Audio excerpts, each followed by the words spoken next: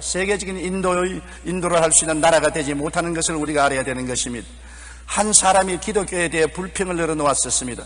기독교는 사람을 너무 얽매여 못하게 하는 것이 많다. 술도 먹지 말라, 담배도 풀지 마라, 이것도 안 된다, 저것도 안 된다 하면서 하라는 것은 왜 그리 많은지도 많고 너무 간섭이 심하다고 불평을 했습니다. 마침 곁에 있던 기독교인이 이 말을 듣고 그 사람에게 물었습니다. 당신은 1천만 원짜리 피아노를 요리하는 요리대로 사용하면 어떻게 하겠습니까? 그러면 안 되지요. 그럼 최고급 양보로 신발을 닦는 것은 어떻습니까? 그럴 수 없지요. 그럼 비싼 도자기를 강아지 밖에서 사용하면 어떨까요? 그런 바보 같은 일을 누가 합니까? 왜 그런 것을 질문하지요? 기독교인은 환하게 웃으면서 대답했습니다. 당신의 몸은 온 세상보다 값지고 귀한 보배인 것입니다. 그 귀한 몸에 술을 부어서 술독으로 만들고 담배를 떼어서 꿀독으로 만드는 것이 올바르다고 생각합니까?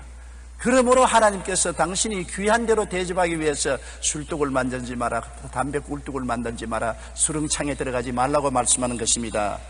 맞습니다. 하나님께서 우리를 장차 천국에서 모자람이 없는 천국 시민이 되도록 이 세상에서 교육시킵니다. 그러기 위해 말씀과 성령님의 은혜를 부어주시기도 하지만 징계를 아끼지 아니하는 것입니다. 믿음의 조상 아브라함을 우리가 늘 칭찬하고 위대한 인물로 존경합니다만 아브라함은 신앙이 탁월했을 뿐 아니라 하나님께 징계와 채찍도 엄청나게 맞았습니다. 믿음으로 고향 갈대아 우르를 떠나 가나안으로 향했으나 불순종하고 불신앙한 일이 함께 섞였으니까 하나님이 그대로 두지 않았었습니다. 창세기 12장 1절로 2절에 야훼께서 아브라함에게 이르시되 너는 너희 고향과 친척과 아비의 집을 떠나 내가 네게 보여줄 땅으로 가라. 내가 너로 큰 민족을 이루고 네게 복을 주어 내 이름을 장대케 하리니 너는 복이 될지라. 75살에 하나님께서는 아브라함에게 고향 산천을 떠나라 했습니다. 내 전토 친척도 떠나고 아비 집도 떠나고 혈혈단신으로 아내 사례만 데리고 출발하는 것입니다. 그런데 그는 하란에서 모은 재산을 다 수레에 싣고 수많은 종들을 거느리고 아비 집인 조카를 거느리고 가나안 땅 향해서 출발했습니다. 나는 당당하게 하나님이 떠나라 해서 순종하고 떠났습니다. 말을 했지만은 그 순종은 불순한 순종이요 진실한 순종이 되지 못했던 것입니다. 그는 가나안 땅에서 모은 재산을 다 수레에 실었습니다. 종들도 다 거느렸습니다. 조카도 데렸었습니다. 땅도 버리지 않고 전토도 버리지 않고 친척도 아베직도 버리지 않고 다 가지고 떠났습니다.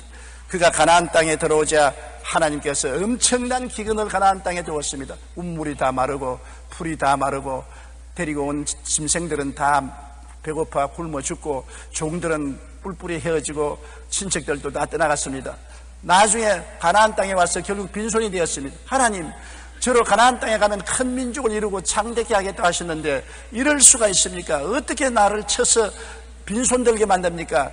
원망과 탄식이 그 마음속에 가득했습니다. 그래서 그는 살기 위해서 아내를 데리고 조카와 함께 애굽으로 내려간 것입니다. 창세기 12장 10절에 그 땅에 기근이 들었으므로 아브라함이 애굽에 거류하려고 거리로 내려갔으니 이는 그 땅에 기근이 심하였더라. 오히려 기근을 당했으면 회개하고 통회하고 자복하고 하나님 앞에 무릎을 꿇고 그 자리에 기다렸으면 될 것인데 하나님은 가나안 땅으로 가라고 했지 애굽으로 가라고 하지 않았습니다. 그러나 그는 가나안 땅에서 하나님에 대한 신앙도 잃어버리고 순종도 포기하고 자기 살 길을 인간의 수단과 방법으로 애굽을 택해서 애굽으로 내려간 것입니다. 그 결과 어떻게 되었습니까? 아내가 이쁜 연고로 애굽에 가서 바로 왕의 눈에 들었으므로 아내도 빼앗기고 처참한 생활을 했습니다. 아내를 빼앗기고 그 덕분에 많은 물질을 얻어서 살았지만은 비참하게 말로 다 할 수 없었습니다. 거기에서 아브라함은 크게 회개하고 통회하고 자복했습니다. 정말 깨어졌습니다. 그 결과 하나님께서 그 기도를 들으시고 아내를 돌려주시고 많은 금은 보화를 주시고 짐승을 보상으로 받아서 가나안 땅으로 돌아왔습니다. 그가 가나안 땅으로 들어오고 난 다음에는 그의 인생이 변화되었습니다. 그는 완전히 하나님 중심으로 살기로 결정한 것입니다. 다시 가나안 땅으로 돌아온 이후에 그는 조카 롯과 땅 분쟁에서 인간적인 탐욕을 벌인 것을 볼 수 있습니다. 조카 롯도 많은 짐승을 거느리고 자기도 짐승을 거느리니 좁은 땅에 우물과 들풀로 말미암아 싸움이 붙었습니다. 목장들의 싸움이 삼촌과 조카 간의 싸움이 되는 것입니다. 그때 아브라함은 모든 것을 하나님께 의지하고 자기 중심으로 생각하지 않았습니다. 창세기 13장 8절로 9절에 아브라함이 롯에게 이르되 우리는 한 친족이라 나나 너나 내 목자나 내 목자나 서로 다투게 하지 말자. 내 앞에 온 땅이 있지 아니하냐. 나를 떠나가라. 내가 좌하면 나는 우하고 내가 우하면 나는 좌하리라. 당연히 삼촌으로서 내가 좋은 땅을 차지할 테니 그 다음 너가 차지하라고 말할 수 있는데도 불구하고 나는 네가 좌하면 내가 우하고 네가 우하면 내가 좌할 테니 네가 먼저 선택하라. 하나님께서 내 친척을 떠나라 했는데 이제야 너와 나와 결별하는 것이 하나님의 뜻이다. 그래서 조카가 요단떨에 물이 넉넉하고 풀이 많은 것을 보고 그리로 택해서 떠나서 비로소 하나님께 온전히 순종하게 했습니다. 내 전토 친척 아비 집을 완전히 떠나서 완전히 순종할 때까지 그는 가나안의 기근과 애굽에서 아내를 잃어버리고 당한 수모의 징계를 받고 난 다음에야 변화받는 것입니다. 하나님은 온전히 의지하고 하나님을 바라볼 때 비로소 가나안 땅에서 하나님이 복을 주신 것입니다. 창세기 13장 14절로 15절에 롯이 아브라함을 떠난 후에 야훼께서 아브라함에게 이르시되 너는 눈을 들어 너 있는 곳에서 북쪽과 남쪽 그리고 동쪽과 서쪽을 바라보라. 보이는 땅을 내와 너의 자손에게 주리니 영원히 이르리라. 넘치는 하나님의 은총과 복을 받는 것입니다. 우리가 온전히 하나님께 순종할 때 하나님이 복을 주시지, 완전한 순종을 하지 못하고 세상과 섞여서 있을 때는 주님께서 징계를 내리시고 우리를 변화시키기를 원하시는 것입니다. 세상에서 가장 아름다운 소리를 내는 바이올린으로 알려진 것이 스트라디바리아라는 바이올린인 것입니다. 이 바이올린은 스트라디바리가 10대부터 93세가 될 때까지 많은 것으로 1100대밖에 없습니다. 그가 바이올린을 만들 때 엄격히 지키는 원칙이 딱 한 가지 있습니다. 바이올린이 아름다운 소리를 내지 않으면 아낌없이 다 부숴버린다는 것입니다. 그런 바이올린에는 절대로 내 이름을 적어 팔지 말라는 것입니다. 우리의 조선 백자나 고려 청자를 만드는 장인들도 일반인들이 보기에는 아름다우나 그들의 눈에 조그마한 흠이 보이면 도자기를 가차없이 내려쳐 부쉈다고 합니다. 이런 장인 정신은 작은 흠집이라도 결코 용납하지 않고 최상의 것을 만들기 위한 것입니다. 믿음의 조상 아브라함은 하나님의 말씀에 순종하여 갈대아 우르를 떠났지만 기근이 들자 자신의 생각대로 애굽으로 내려갔습니다. 이러한 부실한 순종으로 말미암아 하나님은 그대로 내버려 놓지 않고 그를 쳐서 깨어지게 하고 변화받게 만들어 주신 것입니다. 순종은 성공의 어머니요 안전의 아내입니다. 순종은 모든 문의 열쇠입니다. 그러므로 하나님께서는 우리를 순종하도록 만들기 위해서 어떠한 수단과 방법도 사용하시는 것입니다. 우리가 예수 믿으면 공짜로 은혜를 받고 복만 받는다고 생각하면 큰 오해인 것입니다. 예수 그리스도를 통해서 은혜와 복을 받는 것은 당연한 이치지만 하나님의 형상과 모양을 닮아가는 사람으로 만든다는 것을 알아야 되는 것입니다. 여러분, 조각가가 돌 안에서 자기의 형상을 보고 난 다음 돌을 찧어서 그 형상을 찾아내는 것처럼 하나님은 우리를 시험과 환난을 통할 뿐 아니라 징계를 통해서 찧어서 하나님의 형상이 이루어지도록 만드시는 것입니다. 우리 하나님의 결국 목적은 우리를 천국 시민이 되기에 부족함이 없도록 만드는 것이 하나님의 목적인 것입니다. 우리가 신앙만 좋다고 철야하고 금식하고 주여 주여 하면서도 윤리와 도덕을 저버리는 행동을 하고 불의하고 부정하고 부패하면은 신앙이 아닙니다. 그거는 하나님께서 그러한 신앙은 인정하지 않습니다. 하나님은 징계에 회부할 따름인 것입니다. 우리가 정의롭고 정직하고 거룩하고 충성스러운 새 사람으로 변화되는 것이 하나님의 목적이기 때문에 그러한 목적을 두고 하나님은 우리를 징계하는 것입니다. 요한일서 2장 15절로 16절에 이 세상이나 세상에 있는 것들을 사랑하지 말라. 누구든지 세상을 사랑하면 아버지의 사랑이 그 안에 있지 아니하니 이는 세상에 있는 모든 것이 육신의 정욕과 안목의 정욕과 이생의 자랑이니 다 아버지께로 온 것이 아니요 세상으로부터 온 것이라고 말하고 있는 것입니다. 우리가 세상을 버리지 못할 때 옛사람을 그대로 입고 신앙생활을 하려고 할 때 징계할 수밖에 없습니다. 예수 그리스도를 믿고 십자가를 통하여 보혈을 통하여 죄와 용서를 받았는데도 불구하고 옛사람 그대로 술 취하고 방탕하고 허랑하고 음란하고 세속에 취해서 살면은 하나님이 그대로 내버려 놓을 리가 없는 것입니다. 우리를 사랑하시기 때문에 징계하고 채찍하시는 것입니다. 우리의 생활에 하나님의 명령이나 뜻을 분명히 알면서도 불순종할 때 하나님은 징계하는 것입니다. 요나가 하나님이 니느웨 성에 가서 외쳐 회개하지 않으면 40일 만에 니느웨 성이 망할 것이라고 하라고 하는 분명한 하나님의 뜻과 명령을 알고도 불순종하여 배를 타고 요바에서 다시스로 도망치다가 큰 풍랑을 만나서 나중에는 물에 빠져 물고기 뱃속에 들어가서 3주야를 고난 당한 것을 우리가 잘 기억하고 있는 것입니다. 불순종할 때 하나님이 우리를 징계하시는 것입니다. 이사야 1장 2절로 5절에 야훼께서 말씀하시기를 내가 자식을 양육하였거늘 그들이 나를 거역하였도다. 소는 그 임자를 알고 나귀는 그 주인의 구유를 알건만은 이스라엘은 알지 못하고 나의 백성은 깨닫지 못하는도다 하셨도다. 슬프다 범죄한 나라요 허물진 백성이요 행악의 종자요 행위가 부패한 자식이로다. 그들이 야훼를 버리며 이스라엘의 거룩하신 이를 마늘이 여겨 멀리하고 물러갔도다.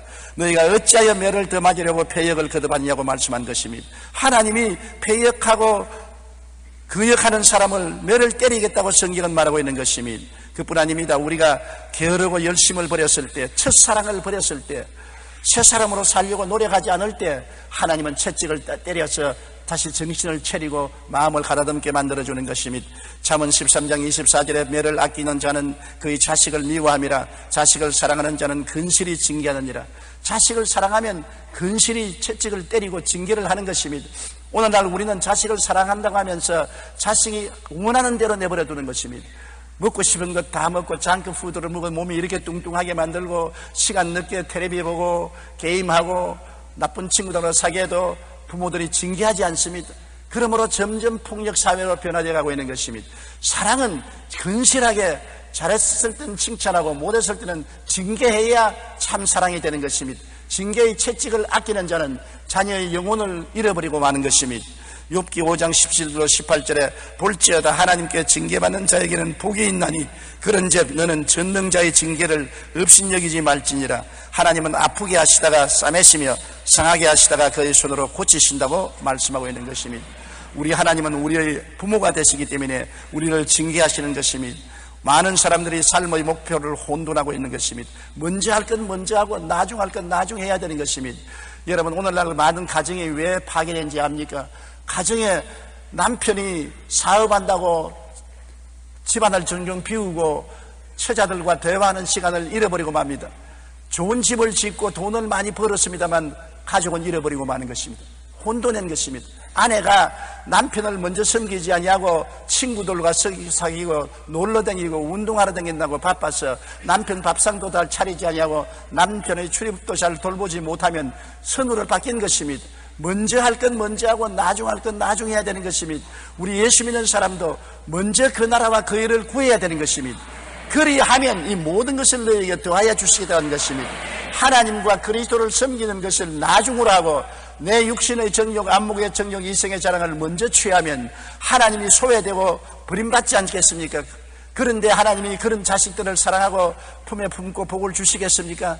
징계를 하는 것은 마땅한 일인 것입니다. 히브리서 12장 7절로 8절에 하나님이 아들과 같이 너희를 대우하시나니 어찌 아버지가 징계하지 않은 아들이 있으리요. 징계는 다 받는 것이 오늘 너희에게 없으면 사생자요 친아들이 아니라 나는 마음대로 살아도 하나님이 꾸짖지 아니하신다. 나는 허랑하고 방탕하고 술 취하고 음란해도 교회 나오면 할렐루야 은혜만 주시니 감사하지 않느냐. 왜 너는 그렇게 얻어맞고 신앙고랑 하느냐. 잘못된 상황인 것입니다. 그는 종교는 가졌지만은 하나님의 자녀가 되지 않았기 때문에 하나님이 관심 가지지 않습니다. 남의 자식이 길 앞에서 흙탕물에 뒹군다고 간섭합니까? 누가 길렀는지 잘못 길렀다고 혀만 찰 뿐이지 내버려두고 갑니다. 그러나 지 자식이 옷 입은 대로 흙탕물에 뒹굴면 어떻게 하겠습니까? 끌어내 엉덩장을 때리고 꾸짖고 집에 데려와서 씻길 것 아니겠습니까? 하나님이 징계하지 않는다고 자랑하지 마십시오. 징계를 받지 않으면 사생자인 것입니다. 거듭나지 않았습니다. 예수를 믿고 참으로 성령으로 거듭난 사람은 하나님이 반드시 채찍을 들어 때리는 것입니다. 때릴 때 여러분 간지러려고 때리는 것은 아닙니다. 아프라고 때리는 것입니다. 하나님의 징계는 아픕니다. 뼛속까지 썰입니다. 고통의 눈물을 흘리도록 때리는 것입니다. 그래야 깨닫게 되고 회개하게 되는 것입니다. 징계를 당할 때 여러분 편안하게 징계당하기를 원하시는 안 되는 것입니다. 우리는 징계를 받을 때 어떠한 태도를 가져야 될까요? 진실하게 징계를 받고 회개해야 하는 것입니다. 하나님이 때리면 회개해야 되는 것입니다. 자꾸 도망치면 점점 더 얻어맞는 것입니다. 저는 어릴 때 잘못하면 어머님이 부적갱이로 저를 때렸는데 여러 번 맞다가 보니까 점점 체험으로 지혜가 생겼어요. 도망을 치니까 부적갱이 끝에 맞으니까 몹시 아프더라고요. 때릴 때 어머니를 안고 뒹구니까 부직경이 안으로 맞으니까 아픈 척 하지만은 실제로 안 아파요. 그래서 어머니를 끌어안고 아이고 내 좀 내고 고함을 치면 실제로 안 아프는데도 어머니는 심히 아픈 줄 알고 때리는 것을 거치는 것을 보았습니다. 그러므로 어머니가 때릴 때는 멀리 달아나지 말고 어머니를 끌어안아야 돼요. 하나님이 때릴 때는 하나님을 끌어안아야 돼요. 하나님을 떠나서 자꾸 도망치면 무지무지하게 아프고 고통스러운 징계를 받게 되는 것입니다. 잠언서 3장 11절로 12절에 내 아들아 야훼의 징계를 경히 여기지 말라. 꾸지람을 싫어하지 말라. 대저 야훼께서 그 사랑하시는 자를 징계하시기를 마치 아비가 그 기뻐하는 아들을 징계함같이 하시느니라고 말했었으며, 요한계시록 3장 19절에 물은 내가 사랑하는 자를 책망하여 징계하노니 그러므로 내가 열심을 내라 회개하라고 말씀하고 있는 것입니다. 그렇기 때문에 괴로움을 당할 때 낙심하지 마십시오. 부모가 꾸짖으면 낙심해서 집안에 들어앉아 밥도 먹지 않고 문을 채워놓고 울기만 하고 있으면 징계의 목적이 달성하지 않지 않습니까? 징계하면 깨어지고 회개하고 털털 털어보고 일어나서 방실방실하여 긍정적으로 징계를 받아들이고 변화받아야 되는 것입니다. 부정적인 태도로 원망과 불평을 하면 징계가 소용이 없지 않습니까? 징계를 받고 난 다음에는 하나님께 감사 찬송을 해야 되는 것입니다. 히브리서 12장 5절로 6절에 내 아들아 주의 징계하심을 경히 여기지 말며 그에게 꾸지람을 받을 때 낙심하지 말라. 주께서 그 사랑하시는 자를 징계하시고 그 받아들이시는 아들마다 책질하심이라. 징계를 받거들랑 하나님이 사랑해 주시는 것을 알고 감사해야 되는 것입니다. 눈물을 흘리면서도 하나님 나를 변화시키는 것을 감사합니다. 잘못된 길을 걸어가는 나를 바로잡아 주시니 감사합니다. 징계해 주시는 하나님께 영광을 돌리고 오히려 감사해야지 낙심하면 안 되는 것입니다. 더욱 하나님을 공경해야 될 것입니다. 징계받기 전보다 더 하나님을 두려워하고 공경하고 사랑해야 될 것입니다. 하나님이 나를 사랑함으로 징계하시니 감사하다고 생각해야 되는 것입니다. 부모가 자식을 때리고 난 다음에 방에 와서 우는 부모들이 많습니다. 사랑하는 자식을 때리는 것이 부모의 마음에 좋을 리가 없는 것입니다. 채찍을 많이 때려놓고 난 다음에 방에 와서 부모님이 울고 그 다음 세수하고 손수건으로 닦고 밖으로 나옵니다. 왜냐하면 자식을 때린 만큼 부모의 마음도 아픈 것입니다. 하나님이 여러분을 때리고 기뻐하신 줄 압니까? 여러분을 때린 만큼 하나님 마음이 고통스럽습니다. 하나님이 괴롭습니다. 징계를 때릴 때 여러분만 괴로운 것이 아니라 하나님 자신이 괴롭다는 것을 여러분 알아야 되는 것입니다. 우리 하나님을 괴롭게 한 죄를 회개하고 더욱 하나님을 경외하고 공경해야 되는 것입니다.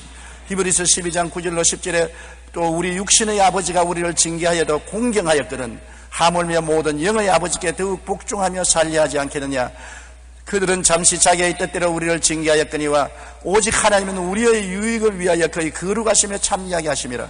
거룩하심에 참여하는 것은 천당에 올라가도록 하기 위해서 그렇게 한다는 것입니다.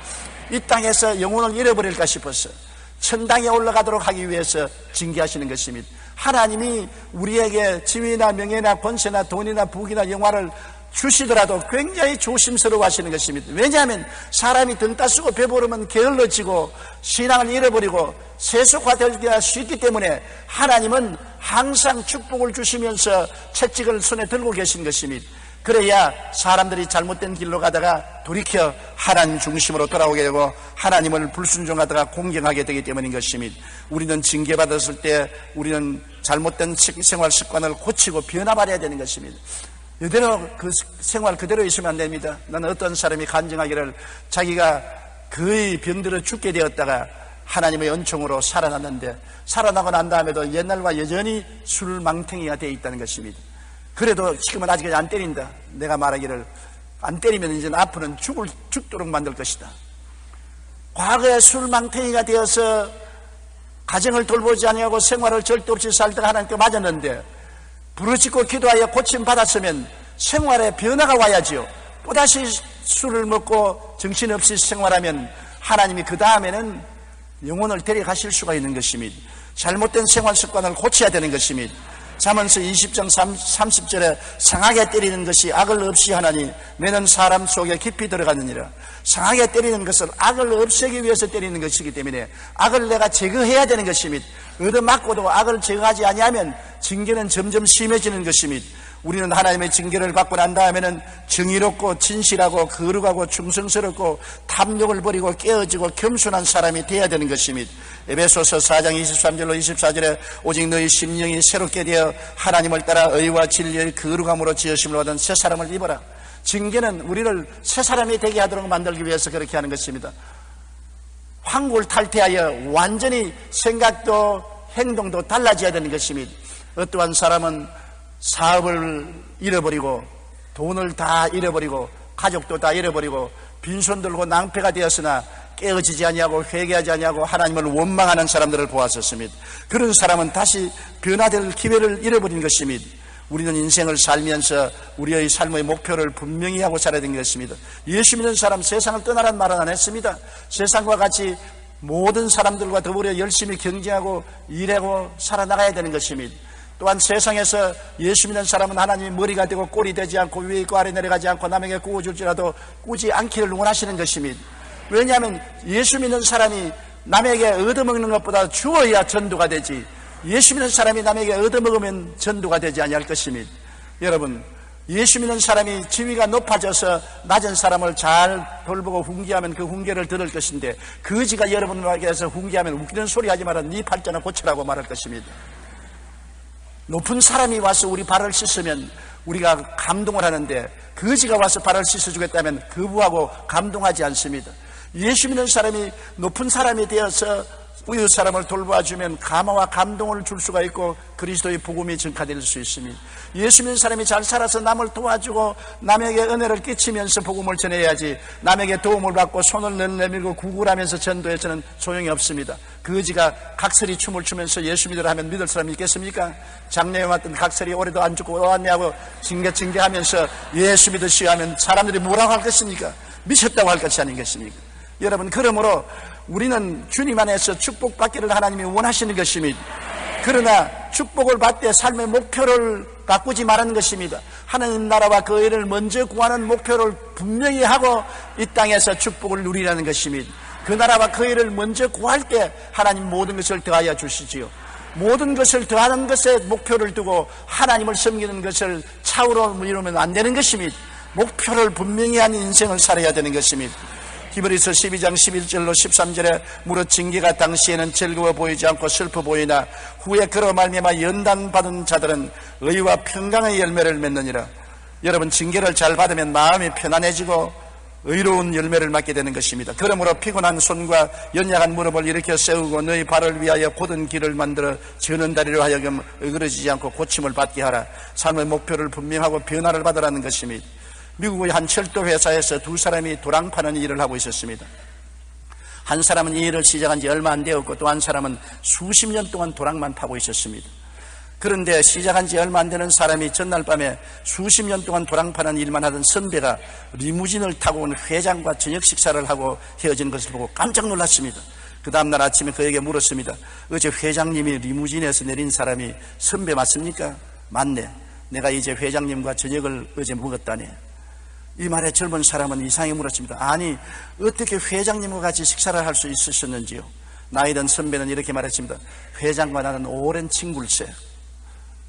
우리는 똑같이 오래전에 도랑 파는 일을 같이 시작했다네. 회장은 도랑을 팔면서도 꿈이 분명해서 꿈을 성취하기 위해서 늘 노력하고 연구하고 공부하고 애를 썼으나 나는 돈 버는 일에만 관심을 가지고 도랑 파는 데 열심히 했어. 세월이 지나가자 기회가 오는데 회장은 시험을 쳐서 승진해서 회장이 되고 나는 지금까지 도랑 파는 팔자가 되고 말았네. 여러분, 인생을 어찌 살 건지 꿈과 희망을 갖고 삶의 목표를 분명히 하는 사람이 발전하지, 삶의 희망도 목표도 없이 그냥 뜨돌이 인생을 사는 사람은 결코 성공하지 못합니다. 그 나라와 그 일을 먼저 구하며 하나님 앞에서 주어진 인생의 분명한 목표와 꿈을 가지고 살아야 되는 것입니다. 목표와 꿈이 없는 사람은 이 세상에서 늘 불평 원망만 하는 뜨돌이 인생이 되고 마는 것입니다. 징계는 슬프고 괴로운 체험입니다. 매를 즐거워할 사람은 없습니다. 그러나 징계는 우리를 자라게 하고 변화받게 하는 것입니다. 징계를 잘 받아들이고 나면 더 정의롭고 마음에 깊은 평안을 갖게 되고 하나님과 더 친밀한 사이가 되고 하나님의 거룩함에 참여할 수 있게 되는 놀라운 은총을 입게 되는 것입니다. 세상에서 가장 아름다운 향수는 발칸 산맥의 장미에서 나오는 향수라고 합니다. 그 가운데도 가장 춥고 어두운 자정에서 새벽 2시 사이에 딴 장미에서 최고급 향수가 생산되는 것입니다. 그 이유는 장미가 바로 그런 환경 속에서 가장 강한 생명력을 발산하면서 가장 향기로운 향을 뿜어내기 때문인 것입니다. 징계는 슬프고 괴로운 체험입니다. 그러나 징계를 잘 받아들이고 나면 우리는 하나님과 친밀한 사이가 되고 하나님의 거룩함에 참여하게 되고 아름다운 하늘나라 시민이 될 수가 있는 것입니다. 그러므로 우리 인생에 징계가 없다고 자랑하지 마십시오. 크고 적은 징계가 오거든 항상 감사하고 깨어지고 회개하고 변화를 받아 하나님이 기뻐하시고 선하신 일을 따라 사는 여러분 되시기를 주님 이름으로 축원합니다. 우리 기도 드리겠습니다. 사랑하신 우리 아버지 하나님, 우리가 이 세상에 사는 동안에 예수를 믿고 하나님의 은혜를 받을 뿐 아니라 많은 징계와 채찍도 받습니다. 징계는 슬프고 괴로운 체험, 어머님의 모태는 우리 육신의 생명의 고향입니다. 그처럼 갈보리 십자가는 우리 영적 삶의 모태입니다. 어머님 없는 육체적인 삶이 없듯이 갈보리 십자가 없는 영적 삶은 존재하지 않습니다. 첫째로 갈보리산 십자가와 우리가 무슨 의미가 있느냐고 사람들은 물을 것입니다. 여러분, 십자가를 가만히 바라보세요. 우리 수학적으로 말하면 플러스 표인 것입니다. 바로 그 십자가에서 예수님은 당신에게 우리를 플러스 하셔서 우리를 끌어안은 자리가 십자가인 것입니다. 죄를 짓고 불의하고 추악하고 버림받아야 마땅한 쓸모없는 인생을 주님 십자가에서 우리를 끌어안은 것입니다. 로마서 6장 6절에 우리의 옛사람이 예수와 함께 십자가에 못 박인 것은 죄의 몸이 죽어 다시는 우리에게 죄의 종노릇 하지 아니하려 합니다. 죄와 마귀에 사로잡혀서 종노릇한 우리들을 주님께서 해방시키기 위해서 십자가에서 우리를 끌어안고 함께 죽으신 것입니다. 아무리 싸나운 남편하고 결혼한 여자라도 남편이 살아있을 동안에는 그 남편하고 살아야 되는 것입니다. 그러나 그 남편이 살아있다고 할지라도 죽어버리면 남편에게서 해방될 수 있는 것입니다. 사람들은 죄와 마귀의 노예가 되어서 해방될 수가 없습니다. 힘으로도 능으로도 안 됩니다. 그러나 죄와 마귀에 대해서 죽어버리면 죄와 마귀는 우리 신랑 노릇하지 못하고 그 호적에서 떨어져 나오는 것입니다. 스스로 죽을 수가 없으니 예수님을 모시고 십자가에서 그리스도를 통해서 우리는 죽어버리고 마는 것입니다. 그러므로 예수 그리스도의 십자가의 죽음은 우리의 죽음이요, 그를 통해서 우리는 마귀와 죄에 대해서 죽고 그 호적의 빨간 줄이 꺼짐으로 자유와 해방을 얻게 된 것입니다. 이렇기 때문에 예수를 믿는 사람은 이제 마귀에게서 해방되었고 죄에서 해방된 사람이요, 더 이상 그들에게 묶여있지 않다는 것을 알아야 되는 것입니다. 죽은 자가 죄에서 벗어나 의롭다 하심을 얻었기 때문인 것입니다. 십자가에서 옛 아담의 사람이 청산되었음을 우리가 확실히 알아야 되는 것입니다. 옛 아담의 사람은 하나님을 반역한 사람이요, 하나님 앞에서 범죄하고 버림받은 사람이요, 저주받은 사람이요, 생로병사의 악순환에 걸려서 영원히 멸망받을 수밖에 없는 사람인 것입니다. 지식으로나 학문으로나 교양으로나 수양이나 도덕으로 변화시킬 수가 없는 것입니다. 표범이 그 가족을 변화시킬 수 없는 것처럼, 구수 사람이 그 피부를 변화시킬 수 없는 것처럼, 사람은 힘과 능력으로 애를 써도 자기의 아담의 옛 자손된 그 DNA에서 벗어날 도리가 없습니다. 이는 힘으로도 되지 않고 능으로도 되지 않은 것입니다. 그러나 예수 그리스도의 십자가에서 우리가 플러스 되어서 그리스도와 더불어 죽어버리면 옛 아담의 사람이 죽어버리고 예수 그리스도 안에서 우리는 새롭게 변화될 수 있는 것입니다. 누구든지 그리스도 안에 있으면 새로운 피조물이라, 이전 것은 지나갔으니 보라 새 것이 되었도다. 이는 십자가에 매달리신 예수님과 우리가 플러스 되지 않고는 결단코 이런 일이 일어날 수가 없는 것입니다. 죽음으로 옛사람이 청산되고 그리스도 안에서 새롭게 살아남으로 새 사람이 되는 것이 하나님의 원리인 것입니다. 갈라디아 2장 20절에 내가 그리스도와 함께 십자가에 못 박혔나니 그런즉 이제는 내가 사는 것이 아니요 오직 내 안에 그리스도께서 사신 것이라고 말했고, 에베소 2장 5절로 6절에 허물로 죽은 우리를 그리스도와 함께 살리셨고 너희는 은혜로 구원을 받은 것이라. 또 함께 일으키사 그리스도 예수 안에서 함께 하늘에 앉히셨다고 말하셨으니 십자가를 통하여 예수 그리스도와 우리는 완전히 혼연일체가 된 것입니다. 십자가는 우리가 멀리서 바라보는 대상이 아니라 십자가와 우리는 그 플러스표와 같이 하나가 되어버리고 마는 것입니다.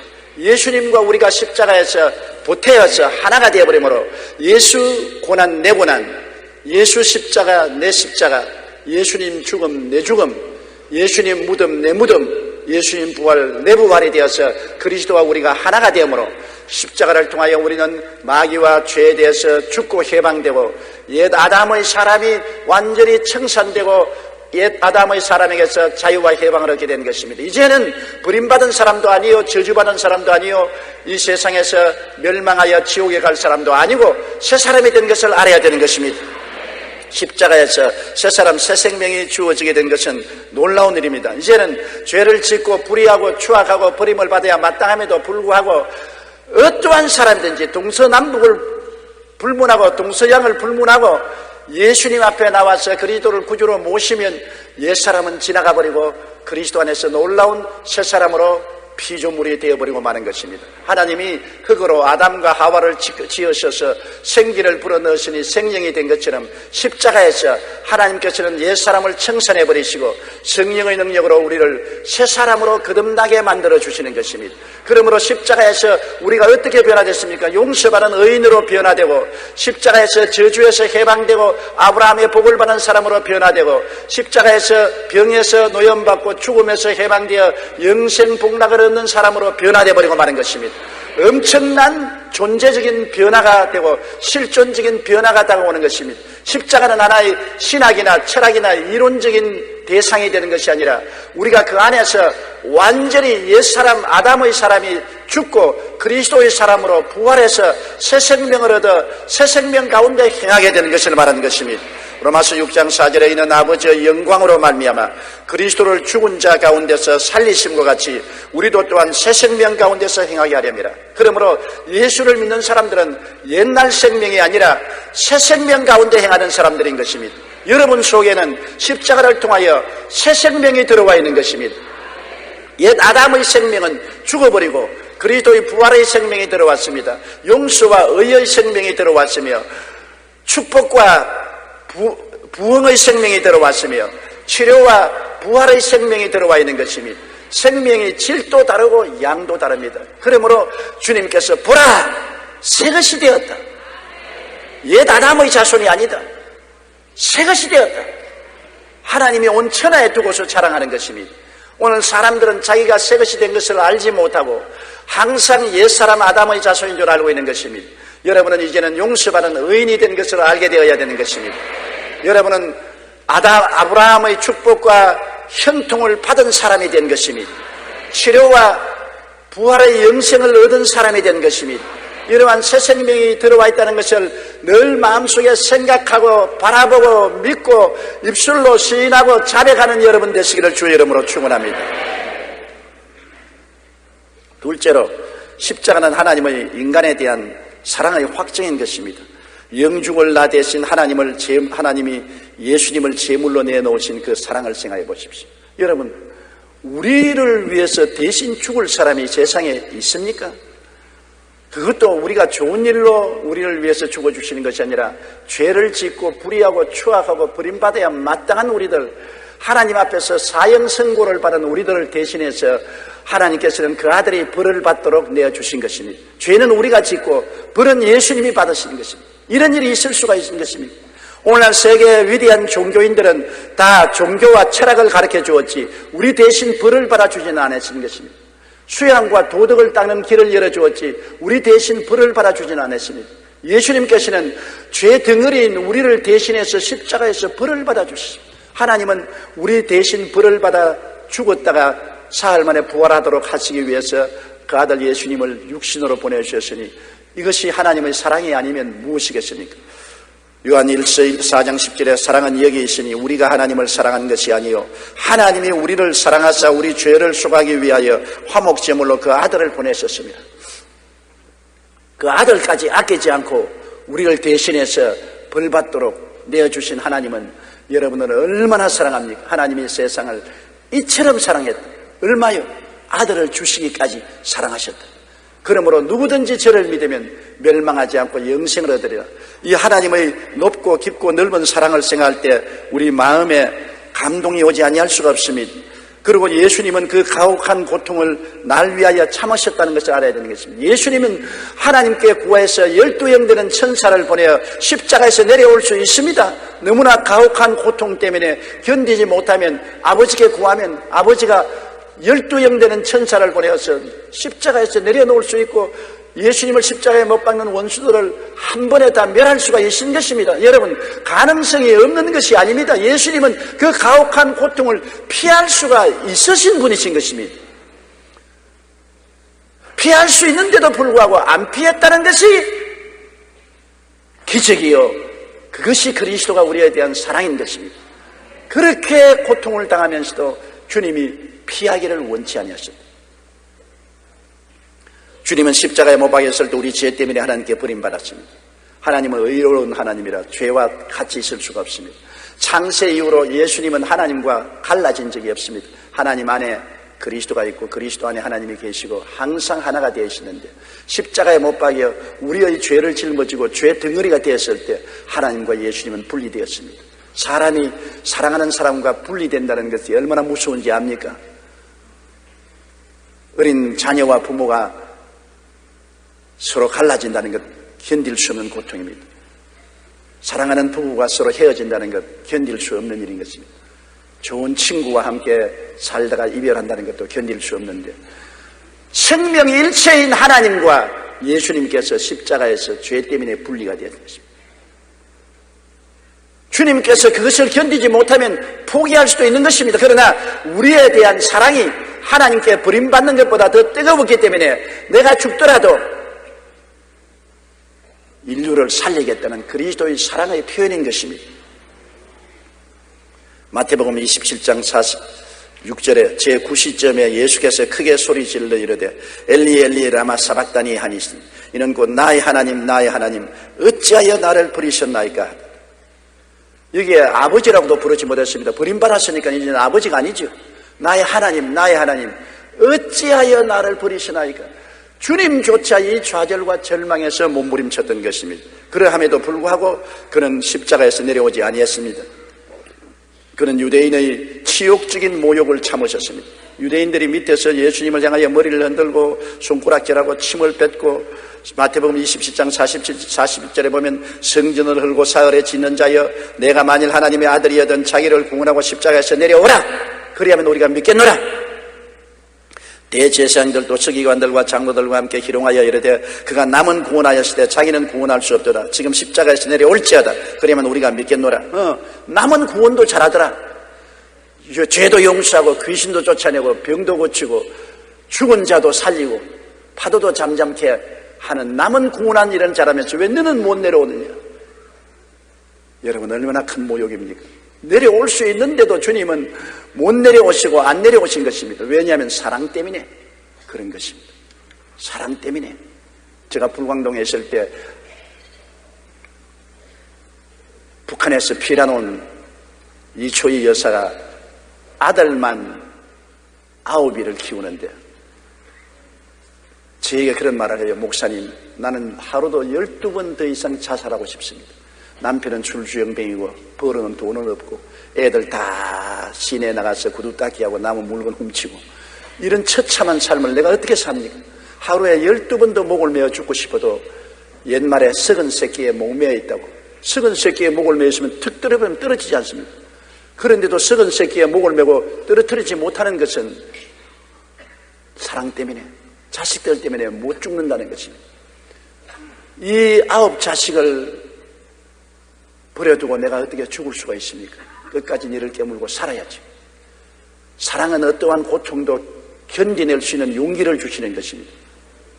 예수님은 유대인들의 치욕적인 모욕을 우리 사랑하기 때문에 참으시고 십자가에서 내려오라고 조롱하는 조롱을 견디낸 것입니다. 거기에 플러스해서 마귀의 험악한 억압을 참으신 것입니다. 눈에는 안 보이지만 예수님이 십자가에 못 박혔을 때 사탄과 모든 귀신들이 총집결했습니다. 역사적인 이후로 마귀와 그 종자들이 한자리에 모인 것은 처음이었습니다. 엄청난 마귀의 권세가 십자가에 모여와서 예수 그리스도를 억압했습니다. 조롱했습니다. 마귀의 억압이란 여러분 엄청나게 고통스러운 것입니다. 좌절과 절망과 우울로서 예수님의 심정을 막 진지겠습니다. 우리도 마귀와 귀신들이 우리에게 와서 우리에게 억압할 때 살 희망도 없어지고 마음의 좌절과 절망과 슬픔으로 꽉 들어찬 체험을 하게 되는 것입니다. 예수 이름으로 마귀를 대적하면 마귀가 떠나가는 것을 우리가 볼 수가 있는 것입니다. 예수님은 극한적인 마귀의 억압을 당했던 것입니다. 견딜 수 없는 억압을 당해서 영적으로, 심적으로, 육체적으로 극한적인 고통에 처했던 것입니다. 그러함에도 불구하고 주님은 그 고통을 다 참았습니다. 왜냐하면 내가 고통당해야 저 백성들이 해방을 받을 수 있고, 내가 고통을 면하면 이 고통이 백성들에게 돌아갈 것이니 백성들을 사랑하는 마음으로 주님은 참으신 것입니다. 주님은 극한적인 육체적인 고통을 견디신 것입니다. 여러분, 예수님이 빌라도의 뜰에서 채찍에 맞은 것만 해도 엄청난 고통입니다. 역사를 통해서 보면 채찍에 맞다가 쇼크사로 죽은 죄수들이 많습니다. 보통 유대인의 습관에 따라서 40에 하나 가만 39차례 매를 때리는데, 그때 채찍은 가지가 5가지가 되어 있고 그 뼈마다 쇠고랑이 붙어 있어서 때리면 몸에 파고 들어가서 잡아 당기면 가죽이 터지는 것입니다. 엄청난 고통이기 때문에 매를 맞다가 쇼크사하는 죄수들이 많았다고 하는 것입니다. 그래서 매를 맞고 난 다음에는 그 터진 자리가 피고름이 생깁니다. 부어오릅니다.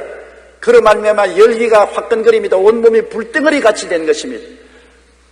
매 맞은 그 자체만 하더라도 엄청난 고통으로 몸부림을 쳐야 되는 것입니다.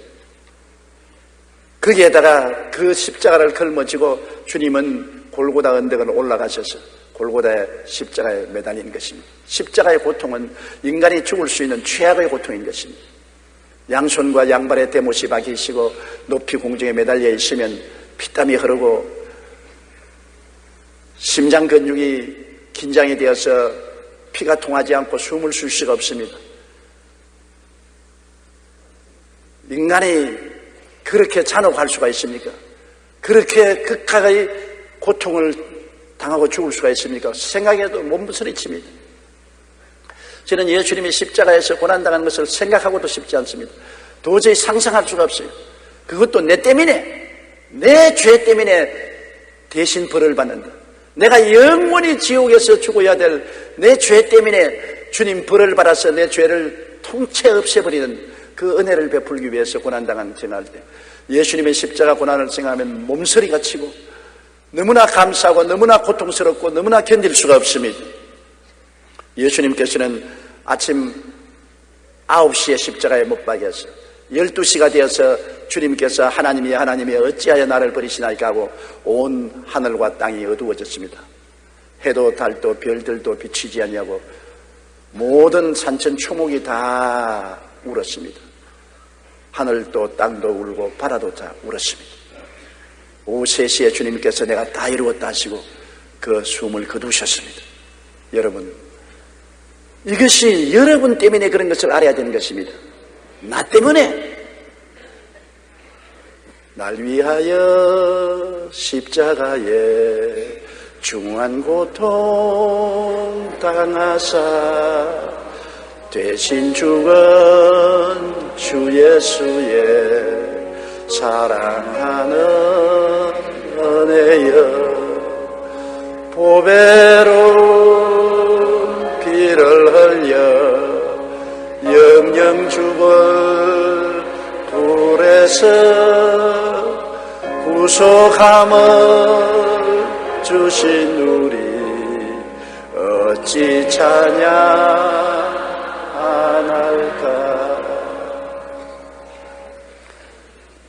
그리스도께서 우리를 사랑한다는 것은 입에 발린 말이 아닙니다. 주님께서는 죽으셔서 3일 동안 범인처럼 무덤에 들어갔습니다. 우리 인간과 같이 되었으면 꼭 인간처럼 주님 사흘 동안 무덤에 들어가고 그 영혼은 음부에 내려가서 사흘 동안 계셨습니다. 그리고 제3일에 사망과 음부를 주님께서 멸하시고 장엄하게 부활에 일어나셔서 나는 부활이요 생명이니 나를 믿는 자는 죽어도 살겠고 살아서 나를 믿는 자는 영원히 죽지 아니하리라. 영원한 희망의 선포를 하실 수가 있는 것입니다.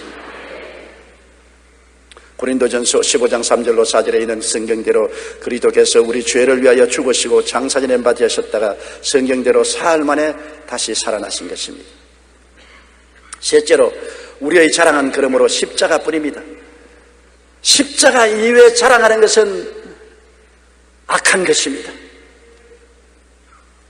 우리는 죄 덩어리가 우리 대신해서 벌을 받아서 죄를 다 청산해버리신 예수 그리스도와 그 십자가 이외에는 평생토록 자랑할 것이 없습니다. 어떠한 목사도, 어떠한 장로도, 어떠한 집사도, 어떠한 평신도도 예수 그리스도 십자가 이외에 자랑하는 사람은 사탄입니다.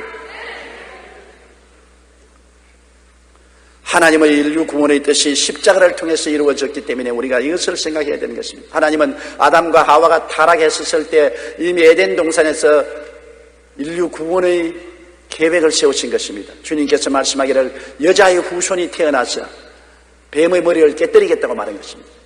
바로 그 여자의 후손으로 예수님이 오셔서 마귀인 뱀의 권세의 머리를 깨뜨린 것입니다.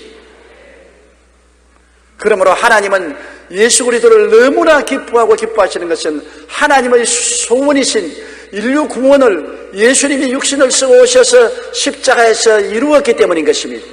아버지의 간절한 소원을 이루신 분이 예수님이기 때문에 하나님은 천하 만물지 중에 예수님보다 더 사랑하는 분이 없습니다.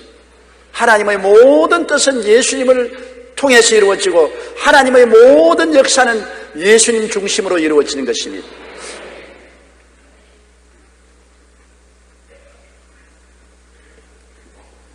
하나님께서는 예수 그리스도를 통해서 너무나 기뻐하고 기뻐하며 우리가 그리스도를 자랑하고 그리스도를 섬기면 하나님이 그를 사랑하고 귀하게 여겨주시는 것입니다.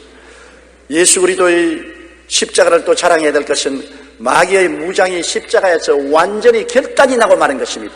마귀는 죄로서 우리를 잡고 불의와 추악으로 우리를 잡고 질병으로 저주로 죽음으로 우리를 잡고 있었는데 예수님은 낱낱이 십자가에서 그 철고랑을 끊어버렸습니다. 죄를 주님께서 청산해버리시고 세속과 마귀의 모든 역사를 주님께서 십자가에서 청산해버리시고 병도 청산하고 저주도 청산하고 죽음도 부활하심으로 청산해버리므로 마귀가 십자가로 말미암아 모든 손에 들어있던 무기가 다 빼앗기고 무장이 해제되어버린 것입니다. 십자가 이전의 마귀는 당당한 무장을 한 권세 있는 자였습니다. 당당하게 인류를 도적질하고 죽이고 멸망시키고 참수하고 자기 마음대로 부르러 오라 가라 할 수 있었습니다. 그러나 십자가상에서 예수님이 마귀와 싸워서 십자가에 죽었다가 부활하심으로 말미암아 그 보혈의 능력으로 마귀의 무장을 완전히 해제해버리고 마귀는 십자가에서 무장이 해제된 무력한 존재가 되고 말한 것입니다. 이제는 참소만 하고 돌아다니는 이빨 빠진 사자가 되고 말한 것입니다.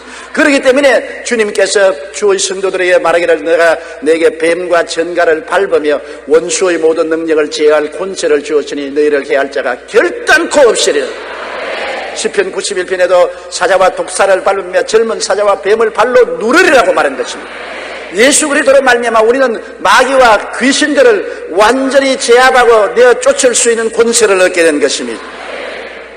요한복음 12장 31절로 32절에 이제 이 세상에 대한 심판이 이르렀으니 이 세상의 임금이 쫓겨나리라. 내가 땅에서 들리면 모든 사람을 내게로 이끌겠노라고 말하셨습니다. 골로새 2장 15절에 통치자들과 권세자들, 마귀를 말하는 것입니다. 마귀의 통치자들과 권세자들을 무력화하여 드러내어 구경거리로 삼으시고 십자가로 그들을 이기셨느냐고 말씀하고 있는 것입니다.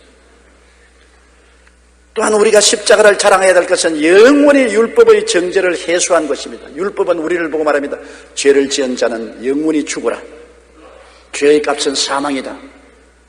절대로 타협이 없습니다. 죄를 지은 사람은 죽어라. 이 율법을 어떻게 제거할 수 있습니까? 율법이 우리를 막고 천당에 못 들어가게 하는 것입니다. 율법의 심판은 우리 양심을 통해서도 심판을 하는 것입니다. 그런데 예수님이 십자가에서 피를 흘려 우리 대신 벌을 받았습니다. 율법은 죄의 값은 죽음으로 벌을 받으라고 했는데 예수님이 우리 대신 벌을 받았습니다. 죄의 값을 철저히 벌을 받아서 영원히 청산해버리기 때문에 이제는 율법이 할 말이 없습니다. 율법이 손을 놨습니다. 율법이 우리를 정죄하면 예수님 보혈이 말합니다. 내가 갚았다.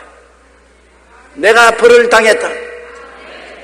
내가 모든 형벌을 대신 짊어졌으므로 영원히 청산해버렸으니 이제 율법아 입을 닥쳐라, 물러가라. 율법은 영원히 청산되었습니다. 예수 밖에 있는 사람은 그렇지 않습니다. 예수 밖에 있는 사람은 엄미한 율법이 너희 죄로 너는 영원히 죽어라, 영원히 지옥의 형벌에 가라고 율법은 준엄하게 심판하고 있는 것입니다. 그리스도 밖에 있으면 여러분 무시무시한 심판이 그 머리 위에 있는 것입니다. 언제 육신의 생명을 떠날지라도 즉시로 심판을 받아 지옥으로 곤두박질을 치는 것입니다. 그러나 예수님 안에 들어오면 율법은 모든 힘을 잃어버리고 우리를 쫓아오던 다리는 힘이 없어 빠져버리고 주저앉아버리고 율법은 아무 힘이 없습니다. 율법아 내가 이기는 것이 어디 있느냐, 율법아 우리를 잡는 것이 어디 있느냐, 율법을 보고 영영 죽겠지. 우리가 조롱할 수 있는 것입니다.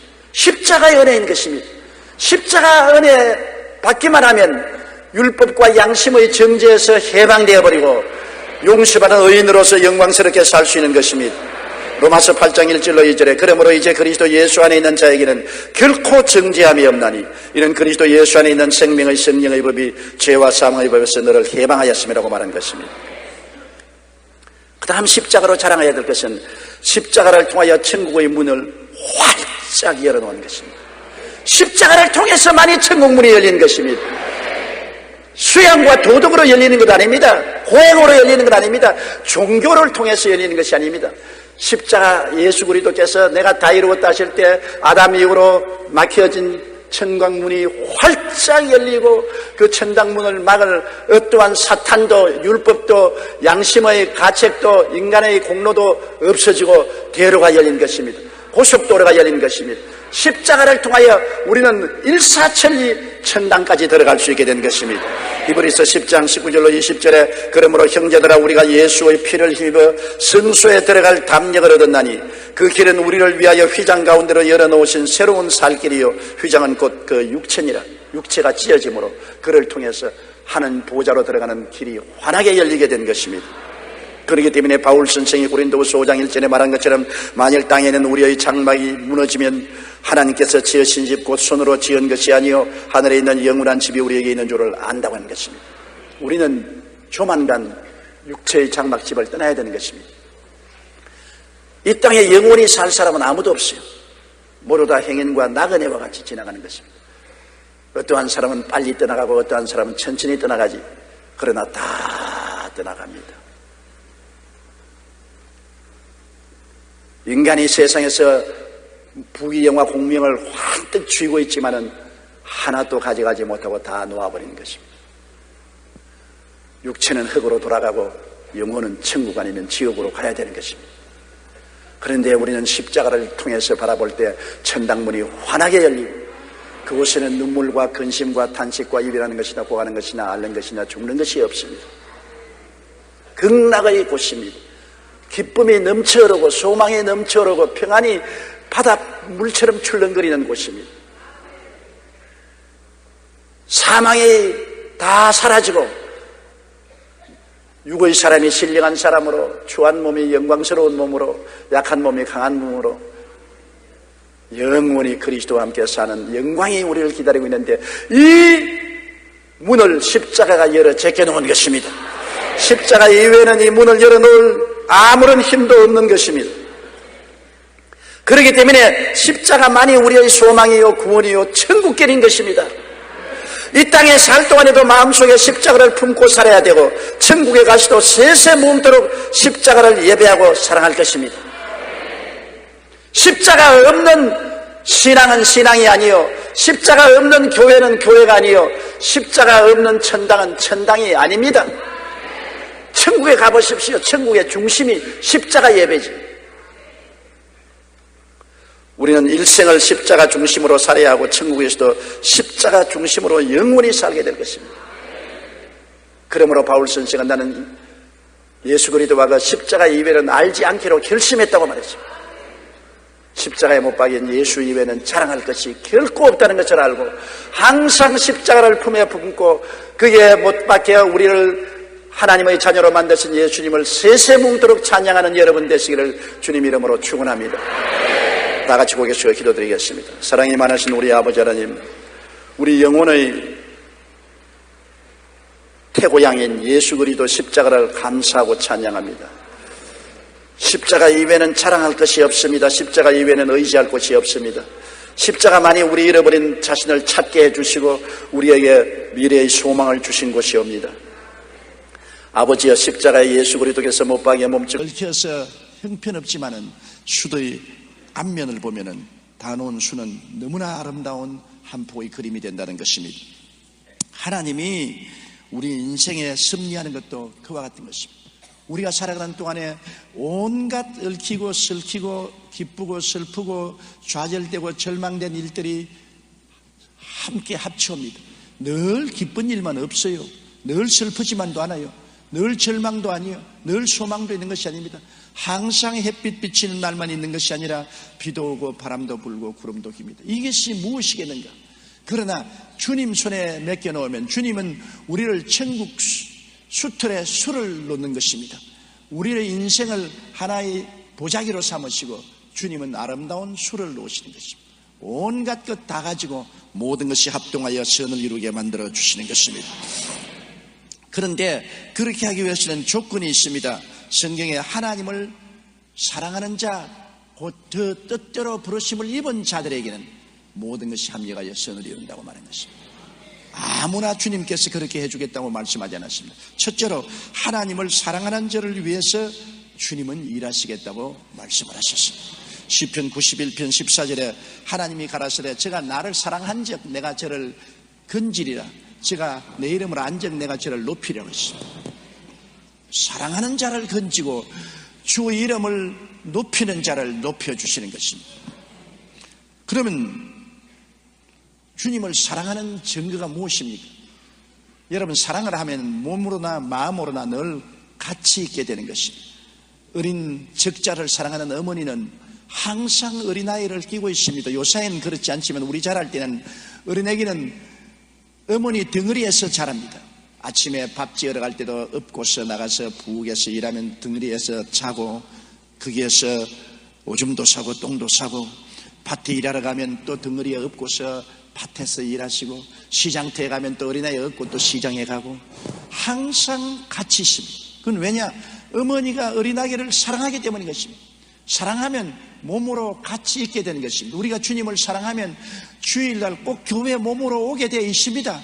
주님 사랑하는데 예배보러 안 올 택이 없습니다. 시간만 있으면 수요일날 또 와서 말씀을 공부하고 주님과 같이 있게 되고 또 구역 예배도 열심히 나가게 되는 것입니다. 사랑하면 몸으로도 같이 있고 또 마음으로도 같이 있습니다. 몸으로 같이 없으면 늘 마음속에 사랑하는 상대를 품고 사는 것입니다. 한 시간도 사랑하는 상대를 마음속에서 잊어버리지 않습니다. 예수님을 사랑하면 예수님은 24시간 우리 마음의 중심을 점령하고 있는 것입니다. 우리는 주님과 늘 함께 있습니다. 늘 주님을 생각하고 주의 말씀을 읽고 주님 앞에 기도하고 묵상하며 주님과 늘 함께 살게 되는 것입니다. 사랑은 함께 있는 것이 사랑인 것입니다. 몸으로 같이 있지 않으면 마음으로도 늘 함께 있는 것이 사랑인 것입니다. 떨어져 있으면 사랑이 아닌 것입니다. 마태복음 22장 37절에 예수께서 가라사대 내 마음을 다하고 목숨을 다하고 뜻을 다하여 주 너희 하나님을 사랑하라고 말했는데 마음을 다하고 뜻을 다하고 목숨을 다하여 주님과 늘 같이 있게 되는 것입니다. 그러므로 여러분, 내가 주님을 사랑하는가? 그것을 관찰해 보자면 내가 몸으로나 마음으로 늘 주님과 같이 있는가? 그것을 스스로 물어보면 되는 것입니다. 그 다음 사랑하면 희생적으로 섬기게 됩니다. 사랑하면서 섬기지 않은 것은 거짓말입니다. 부모가 자식을 사랑하기 때문에 목숨을 바쳐서 자녀를 위해서 희생하지 않습니까? 사랑하지 않은데 그렇게 희생할 리가 있겠습니까? 우리가 주님을 사랑하면 우리 마음을 다하고 뜻을 다하고 정성을 다하여 주님을 섬기게 되는 것입니다. 우리 하나님이 세상을 이처럼 사랑했다. 사랑한 것이 무슨 증거가 있습니까? 독생자를 주셨다. 하나님 앞에 한 분밖에 없는 그 영광의 광채시여 본체의 모습인 그 아들을 주심으로 우리에 대한 사랑을 확증하신 것입니다. 사랑은 희생적으로 섬기는 것이 사랑인 것입니다. 인도의 성자로 불리던 디레사 수녀는 일생을 인도의 빈민굴에서 가난한 사람들을 섬기며 살았습니다. 사람들이 어떻게 그런 삶을 살 수가 있었습니까? 고 물었습니다. 그때 그는 대답하기를 내가 하나님으로부터 받은 사랑이 너무나 크기 때문에 이제는 내가 그 받은 사랑을 나누어 줄 때가 왔습니다. 사랑은 희생하고 봉사하는 것입니다. 그녀는 세상을 떠나면서 서로 사랑하십시오. 진정한 사랑은 계산하지 않습니다. 그저 줄 뿐입니다. 이 유언을 남겼습니다. 참된 사랑은 계산하지 않잖아요. 부모님이 자식 사랑할 때 계산하고 사랑합니까? 계산하지 않고 한없이 사랑하는 것입니다. 우리가 이웃을 사랑할 때 대가를 받으려고 계산하고 사랑하면 사랑이 아니죠. 우리가 주님을 사랑할 때도 계산하지 아니하고 무조건 사랑하는 것입니다. 희생적으로 섬기는 사랑이 사랑인 것입니다. 또 사랑하면 하나님은 늘 기뻐하고 자랑하게 되는 것입니다. 시편 34편 1절로 2절에 내가 야훼를 항상 송축하며 그를 송축하며 내 입에 계속하리로다. 내 영혼이 야훼로 자랑하리라. 시편 103편 1절로 2절에 내 영혼아 야훼를 송축하라. 내 속에 있는 것들아 가 그 성호를 송축하라. 내 영혼아 야훼를 송축하며 그 모든 인택을 잊지 말라고 하는 것입니다.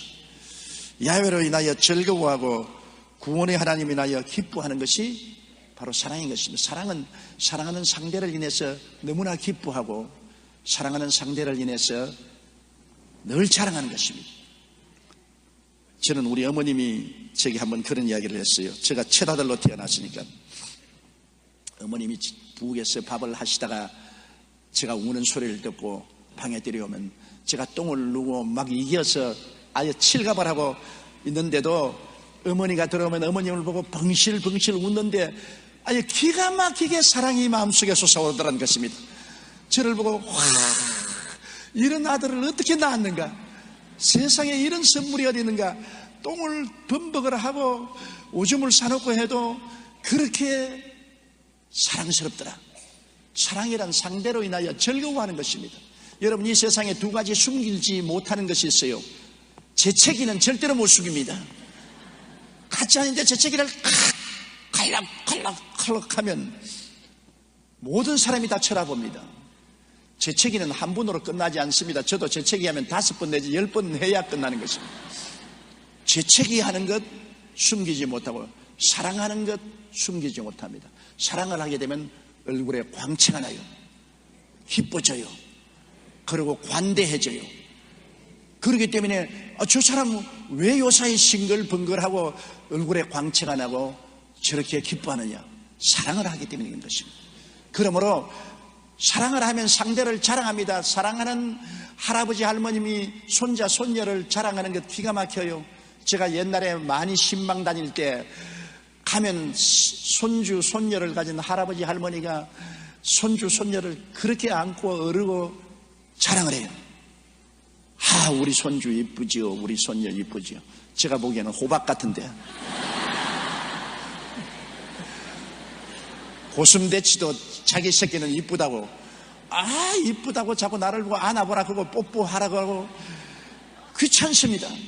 아주 진력이 나요. 그래도 할아버지 할머니는 손주 손녀를 사랑하기 때문에 그렇게 자랑을 하는 것입니다. 사랑은 자랑하게 돼요. 여러분, 처음 예수 믿고 난 다음에 어떻습니까? 하늘을 봐도 방실방실 웃고 나무잎을 봐도 웃는 것 같이 보이고 꽃들을 봐도 자기를 보고 환영하는 것 같고 모든 세상이 아름답고 화려하게 보입니다. 그리고 선한 안전한 예수님을 자랑해서 사람들 의리 중에서 쟤 뭐 잘못됐지 않느냐, 안전한 선한 예수 이야기만 한다. 그 왜? 예수님을 사랑하기 때문에 예수님으로 인하여 기뻐하고 예수님으로 인하여 자랑하게 되는 것입니다. 오랫동안 예수 믿고 난 다음에 사랑이 식어지면 그만 범상해지는 것입니다. 뭐 예수 믿어도 별로 기쁜 일도 없고 즐겁지도 아니하고 뭐 하늘도 그 하늘이고 땅도 그 땅이고 나무도 그 나무고 꽃도 그 꽃이다. 그리고 예수님에 대한 자랑하는 것 이제는 하지 않게 되는 것입니다. 그것은 사랑이 식었다는 것입니다. 또다시 성령이 충만하게 임하시면 옛날로 돌아가게 되는 것입니다.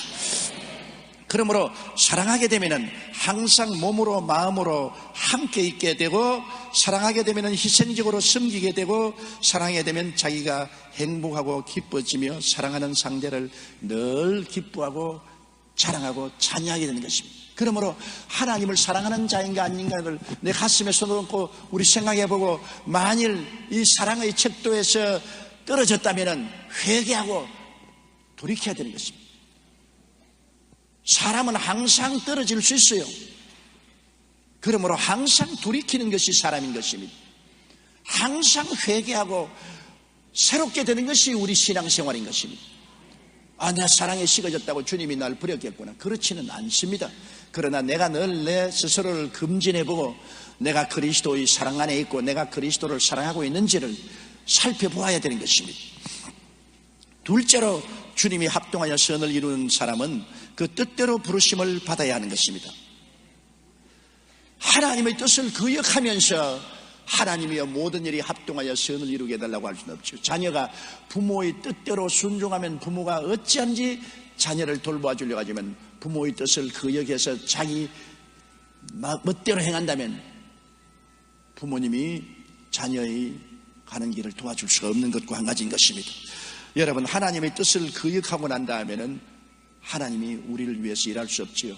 하나님이 가장 아름답게 지은 천사장이 루시퍼입니다. 루시퍼는 덮는 그룹입니다. 일반 천사보다도 그룹 천사는 하나님의 보좌를 옹위하고 있는 가장 높은 천사인 것입니다. 그런데다가 이 루시퍼는 하나님 앞에서 음악을 주장하는 천사였습니다. 그래서 온 천국으로 음악의 찬란한 영광으로 가득 차게 만들었습니다. 하나님은 음악을 굉장히 좋아하십니다. 하나님은 이스라엘이 찬양 중에 거한다고 말씀하셨습니다. 그런데 그 루시퍼가 하나님의 뜻을 거역했습니다. 어떻게 거역했나요? 그는 하나님의 보좌를 탐내었습니다. 탐욕은 하나님의 뜻을 그르치게 하는 것입니다. 욕심이 잉태하면 죄를 낳고 죄가 장성하면 사망을 낳습니다. 탐욕이 들어오면 하나님의 뜻을 그르치게 되는 것입니다. 성경에는 이사야 14장 12절로 15절에 너 아침의 아들 계명성이여 어찌 그리 하늘에서 떨어졌으며 너 열국을 덮은 자여 어찌 그리 땅에 찍혔는고 내가 내 마음에 이르기를 내가 하늘에 올라 하나님의 뭇볕 위에 나의 보좌를 높이리라 내가 북극 지표의 산 위에 좌정하리라 가장 높은 구름에 올라 지극히 높은 자와 비기리라 하도다. 그러나 이제 내가 음부 곧 구덩이의 맨 밑에 빠치우리라. 보십시오. 탐욕인 것입니다. 하나님의 보좌를 탐했습니다. 천사가 그 주인되는 하나님의 보좌를 탐욕한다는 것은 거대한 반역입니다. 탐욕을 가짐으로 말미암아 하나님의 뜻을 거역하게 된 것입니다. 그리고 자기의 분수를 뛰어넘어 교만했습니다. 교만하면 하나님의 뜻을 거역하게 되는 것입니다. 천사는 천사지 하나님이 아닙니다. 천사는 천사로서 분수를 지키고 살아야지 천사가 하나님처럼 행동하려고 하면 분수를 뛰어넘으면 교만이 되는 것입니다. 교만은 패망의 선봉이요 거만한 마음은 멸망의 앞잡이라고 성경은 말하고 있는 것입니다. 에스겔 28장 11절에 내가 아름다움으로 마음이 교만하였으며 내가 영화로움으로 내 지혜를 더럽혔다. 교만해지니까 자기 분수를 잃어버리고 행동을 하게 되는 것입니다. 그러면 하나님의 뜻을 거역하게 되는 것입니다. 그래서 결국에는 하나님의 부르신 사명을 저버리고 반역을 일으켜서 하나님의 뜻을 거역하게 된 것입니다. 에스겔 28장 14절로 16절에 보면 너는 기름 부음을 받는 덮는 그룹이며 내가 너를 세우며 내가 하나님의 성산에 있어서 황석 사이에 왕래하였었도다. 내가 지음을 받던 날로부터 내 모든 길에 완전하더니 마침내 불의가 드러났도다. 내 무역이 풍성함으로 내 가운데 강포가 가득하여 내가 범죄하였도다. 너 덮는 그룹아 그러므로 내가 너를 더럽게 여겨 하나님의 산에서 쫓아냈다. 황석 사이에서 멸하였다고 말씀하고 있는 것입니다. 여러분, 우리가 하나님의 뜻대로 살기 위해서는 이 세 가지를 언제나 경계해야 되는 것입니다. 탐욕을 버려야 되고 교만을 버려야 되고 그리고 하나님의 뜻을 거역한 행동을 버려야 되는 것입니다. 아담도 마찬가지 아닙니까? 하나님이 에덴을 주셨습니다. 온 하나님이 지은 만물을 다스리게 왕으로 만들어 주었습니다. 그런 영화로운 자리를 얻고도 아담은 하나님처럼 되고자 하는 욕심을 내었습니다. 하나님의 뜻보다 욕심을 앞세웠습니다. 욕심이 잉태하면 죄를 짓게 되어요. 가장 우리가 경계해야 될 것은 욕심을 경계해야 되는 것입니다. 창세기 3장 4절 5절에 뱀이 여자에게 이르되 너희가 결코 죽지 아니하리라. 너희가 그것을 먹는 날에는 너희 눈이 밝아 하나님과 같이 되어 선악을 알 줄을 하나님이 아십니다. 하나님과 같이 되겠다는 욕심. 그래서 아담은 하나님을 반역하게 된 것입니다. 자기 분수를 뛰어넘는 교만을 가지게 됐습니다. 사람과 하나님은 분수가 다릅니다. 사람은 사람의 분수로 살고 하나님은 하나님으로서의 분수가 있습니다. 사람이 하나님의 분수를 따라갈 수가 없어요. 이솝 예화에 보면 개구리 애들이 모여가지고 개구리 아버지를 보고 아버지 저기 물 먹는 황소처럼 될 수 있냐? 아버지가 나도 될 수 있다. 어디 한번 해봐. 고기를 자꾸 빨아먹으니까 배가 불룩해지거든요. 아이고 그래도 황소처럼 안 돼. 더 커져야 돼. 더 커져야 되니까 개구리가 자기 개구리 분수를 넘어가 황소가 되려고 공기를 자고 마시다가 뻥 커져지면 창자가 사방으로 흩어지고 죽어버리고 말았다는 이야기입니다. 개구리는 개구리 분수를 지켜야 되고 황소가 되려고 해서는 안 되는 것입니다. 아담이 사람의 분수를 지켜야지 하나님처럼 되려고 교만을 부리다가는 안 되는 것입니다. 그리고 그 결과로 하나님 말씀에 불순종했습니다. 창세기 2장 16절로 11절에 야훼 하나님이 그 사람에게 명하여 가라사대 동산 각종 나무의 실과는 내가 임의로 먹되 선악을 알게 하는 나무의 실과는 먹지 말라. 내가 먹는 날에는 정령 죽으리라. 먹는 날에는 정령 죽으리라고 하는 그 말씀을 거역했습니다. 탐욕과 교만과 그리고 불순종, 이것이 반역을 가져오게 되는 것입니다. 우리의 생애 속에 하나님의 뜻대로 부르심을 받고 사는지 안 사는지를 늘 생각할 때 우리가 하나님 뜻을 뛰어넘어서 탐욕을 가지고 살지 않느냐, 내가 교만하지 않느냐, 나의 분수를 지키지 아니하고 분수를 뛰어넘으려고 하지 않느냐, 그것을 항상 생각해야 됩니다. 그렇게 생각해서 나를 바로잡지 아니하면 하나님의 영광에서 쫓겨나게 됩니다. 여러분, 루시퍼도 천국의 그 아름다운 곳에서 탐욕과 교만과 불순종으로 말미암아 반역해서 쫓겨났지 않습니까? 아담과 하와도 하나님이 지으신 너무나 아름다운 에덴 동산에서 탐욕을 가지고 교만하고 불순종했다가 거역하고 쫓겨났습니다. 하나님이 친히 애굽에서 이끌어내어서 젖과 꿀이 흐르는 가나안 땅에 갖다 놓은 이스라엘 백성도 탐욕을 가지고 우상을 섬기고 교만해서 하나님을 무시하고 그리고 불순종했습니다. 그 결과로 북방 이스라엘은 아수로, 남방 유다는 바벨론으로 포로 잡혀가고 마는 것입니다. 하나님은 지극히 사랑하여 만든 루시퍼도, 하나님이 자기 형상과 모양대로 지은 아담과 하와도, 그리고 하나님이 선택한 민족으로 만민 중에 택한 이스라엘 백성도 탐욕의 노예가 되고 교만해지고 말씀에 불순종하면 하나님이 예비한 곳에서 쫓아내버리고 마는 것입니다. 하나님의 뜻이 이루어질 수가 없는 것입니다.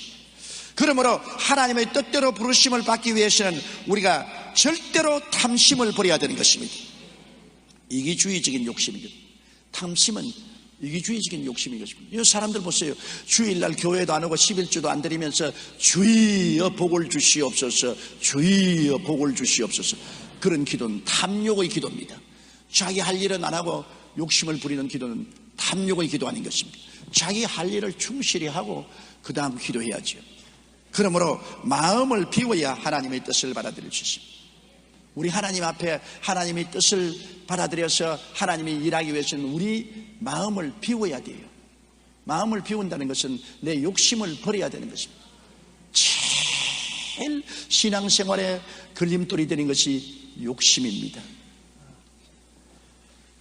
마태복음 5장 18절에 마음이 청결한 자는 복이 있나니 저희가 하나님을 볼 것이며, 이 마음이 청결하다는 것은 마음을 비웠다는 것입니다. 마음을 비우면 하나님이 보인다.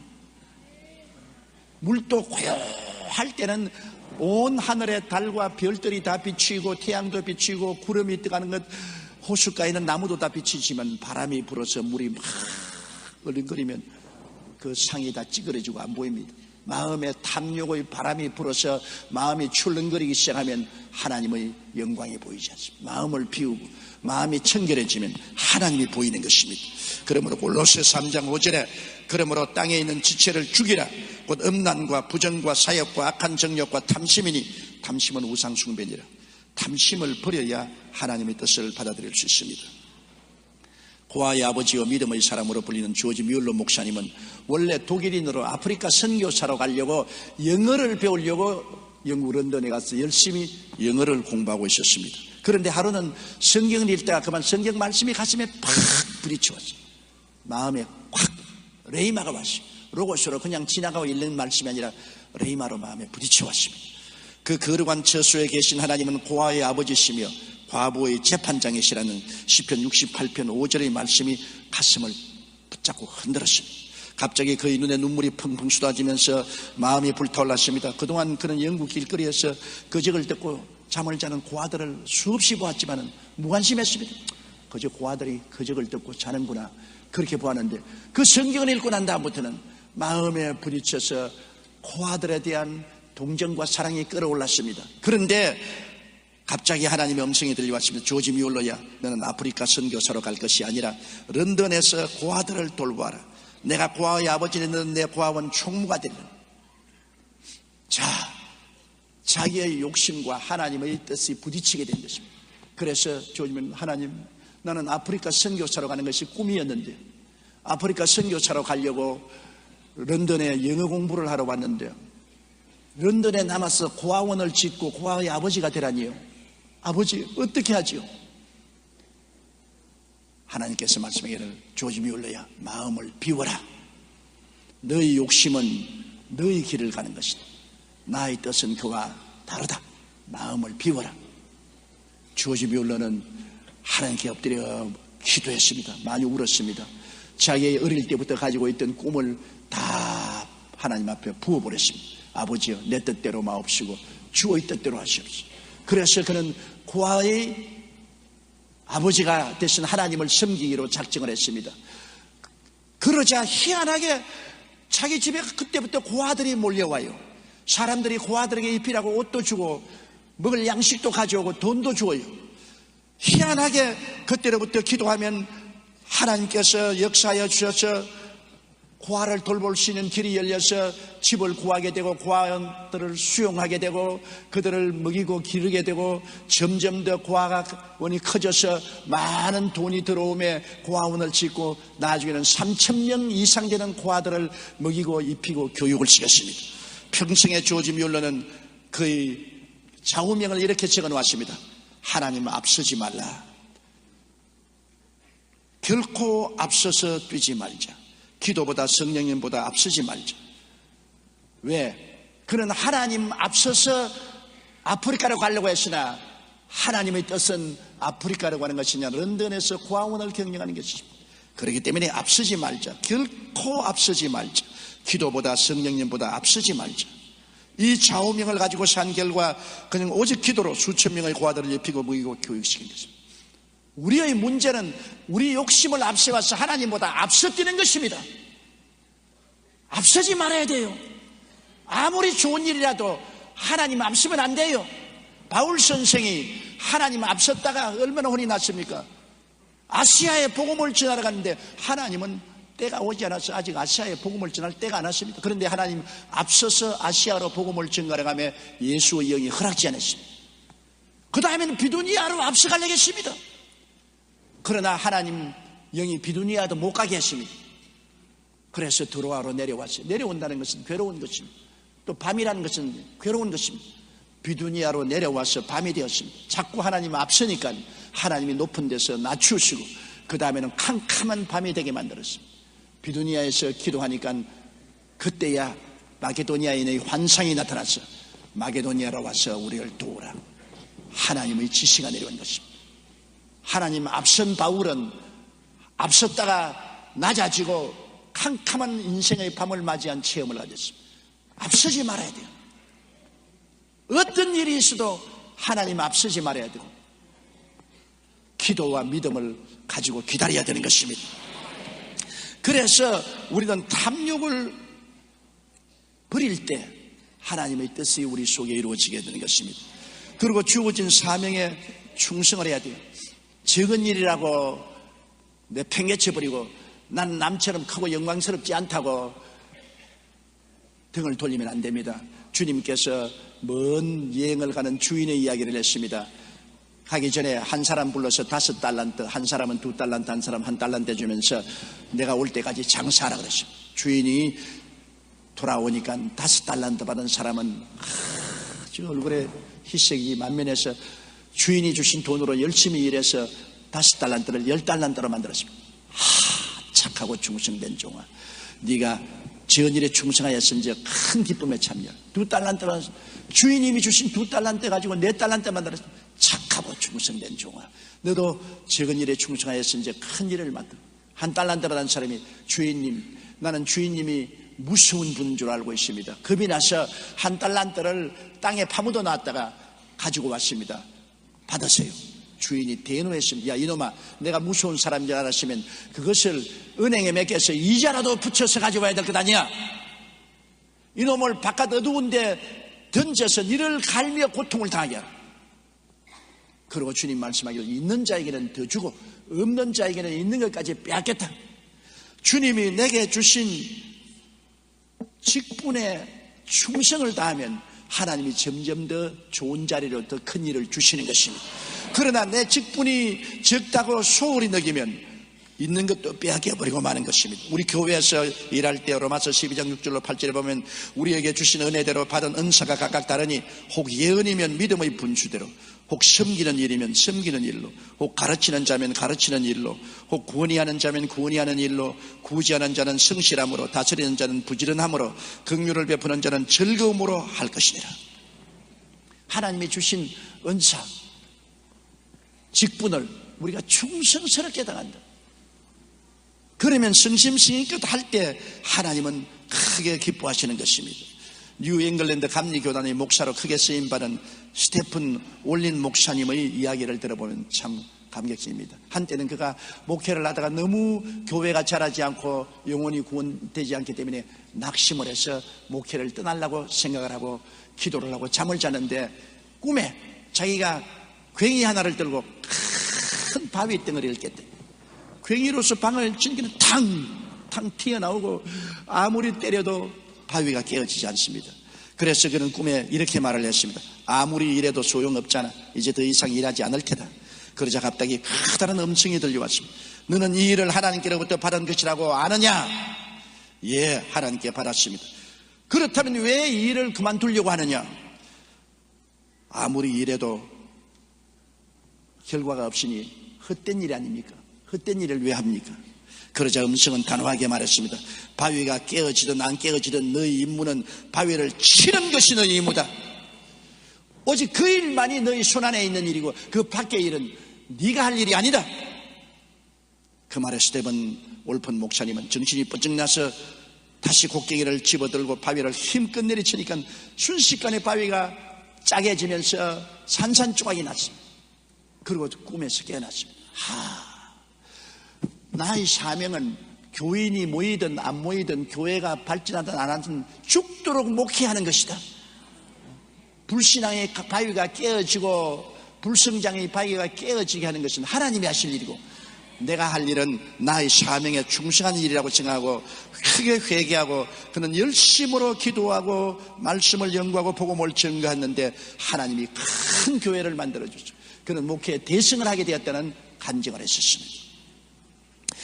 우리가 주님의 뜻대로 살기 위해서는 주님의 뜻에 절대 복종해야 됩니다.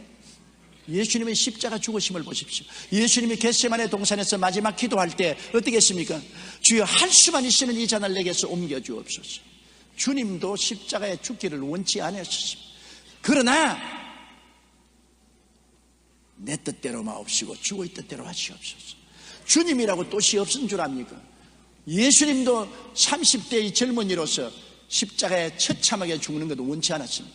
그러나 그것은 자기 원이고 자기의 욕심이고 하나님 앞에 자기의 욕심과 생각을 비워야 되는 것입니다. 내 뜻대로 마옵시고 자기 뜻을 비운 것입니다. 아버지 뜻대로 하시옵소서. 그리고 즐거이 아버지 뜻을 받아들여서 그는 십자가를 걸머지고 갈보리산에 올라갔던 것입니다. 여러분, 우리가 서양사를 연구하면 알렉산더 대왕이 나오죠. 마게도니아의 필립 공의 아들 알렉산더 대왕은 젊은 나이에 군대를 이끌고 저 막강한 페르시아를 정복했습니다.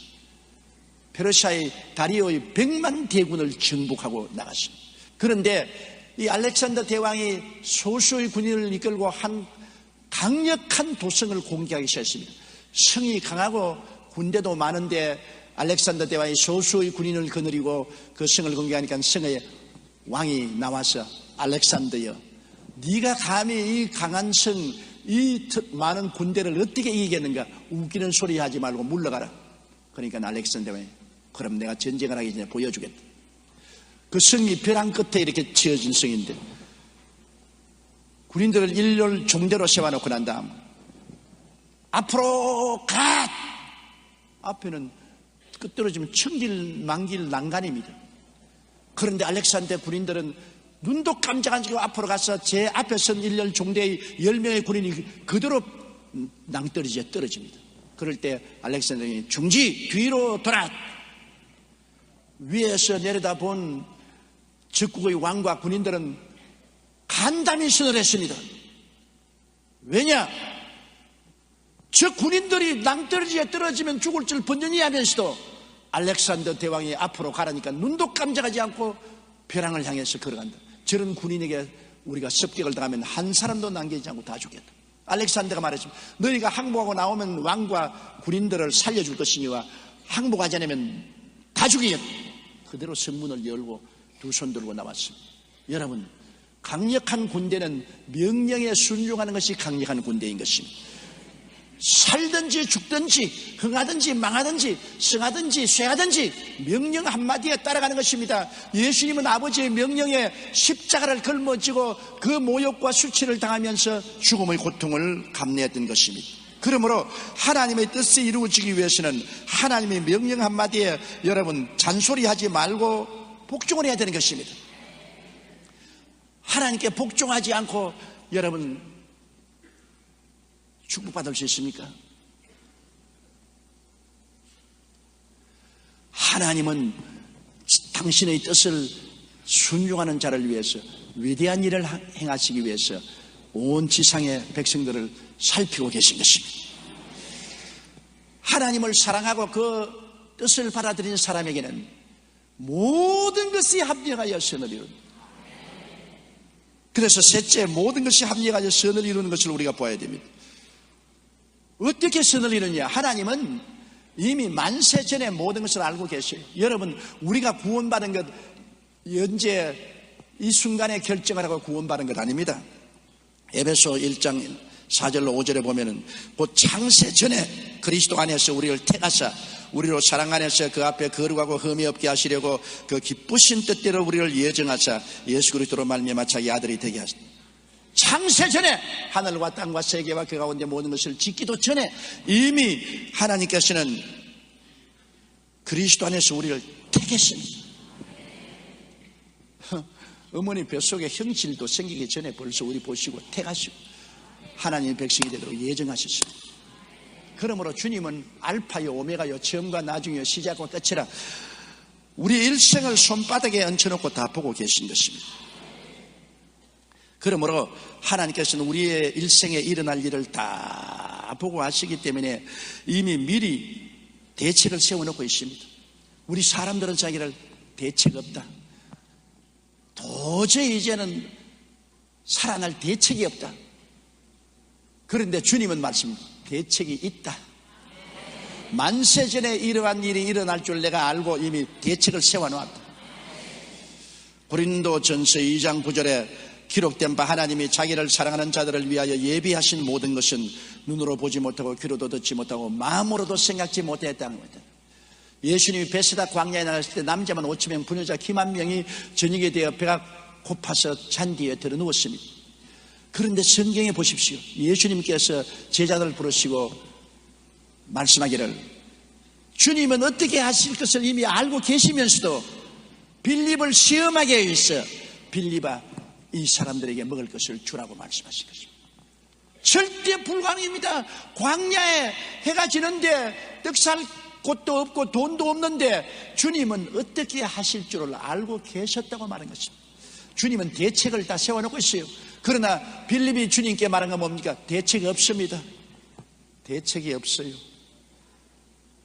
그러나 주님은 대책을 가지고 있어서 나중에 그들 다 배불리 먹고 12바구니 남게 하지 않으셨습니다. 여러분 인생에 대책이 없는 건 아닙니다.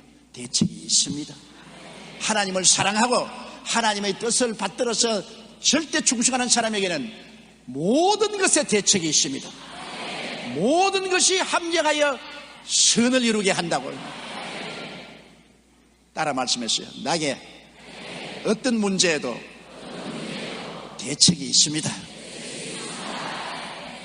그러니 여러분 얼마나 우리가 좋습니까? 시편 139편 16절에 한번 따라 읽어 주십시오. 내 형질이 이루기 전에 주의 눈이 보셨으며 나를 위하여 정한 날이 하나도 되기 전에 주의 책에 다 기록되었나이다. 여러분이 태어나서 하루도 되기 전에 이미 죽을 때까지 일이 주의 책에 다 기록되어 있었어요. 그래서 주님께서는 하나님을 사랑하고 주의 뜻대로 가면 네가 삐뚤어져 나가서 사업에 실패도 하고 병도 들고 고통을 당할 건 내가 미리 알고 있다. 그러나 네가 결국은 나를 사랑하고 순종할 테니까 내가 대책 세워놓으마. 대책 세워놓고 있다고. 내가 계속해서 주님을 사랑도 아니하고 주님의 뜻을 거역하면 하나님 대책 무지요. 대책 없어. 대책 안 세워놓은 것도 안 써먹었으셔. 그러나 내가 하나님을 사랑하고 그 뜻대로 부르심을 받고 회개하고 사랑하고 그 뜻에 순종을 나오면 하나님이 나 벌써 대책 세워놨어. 만세 전에 네가 이렇게 할 줄 알고 대책 세워놓았어.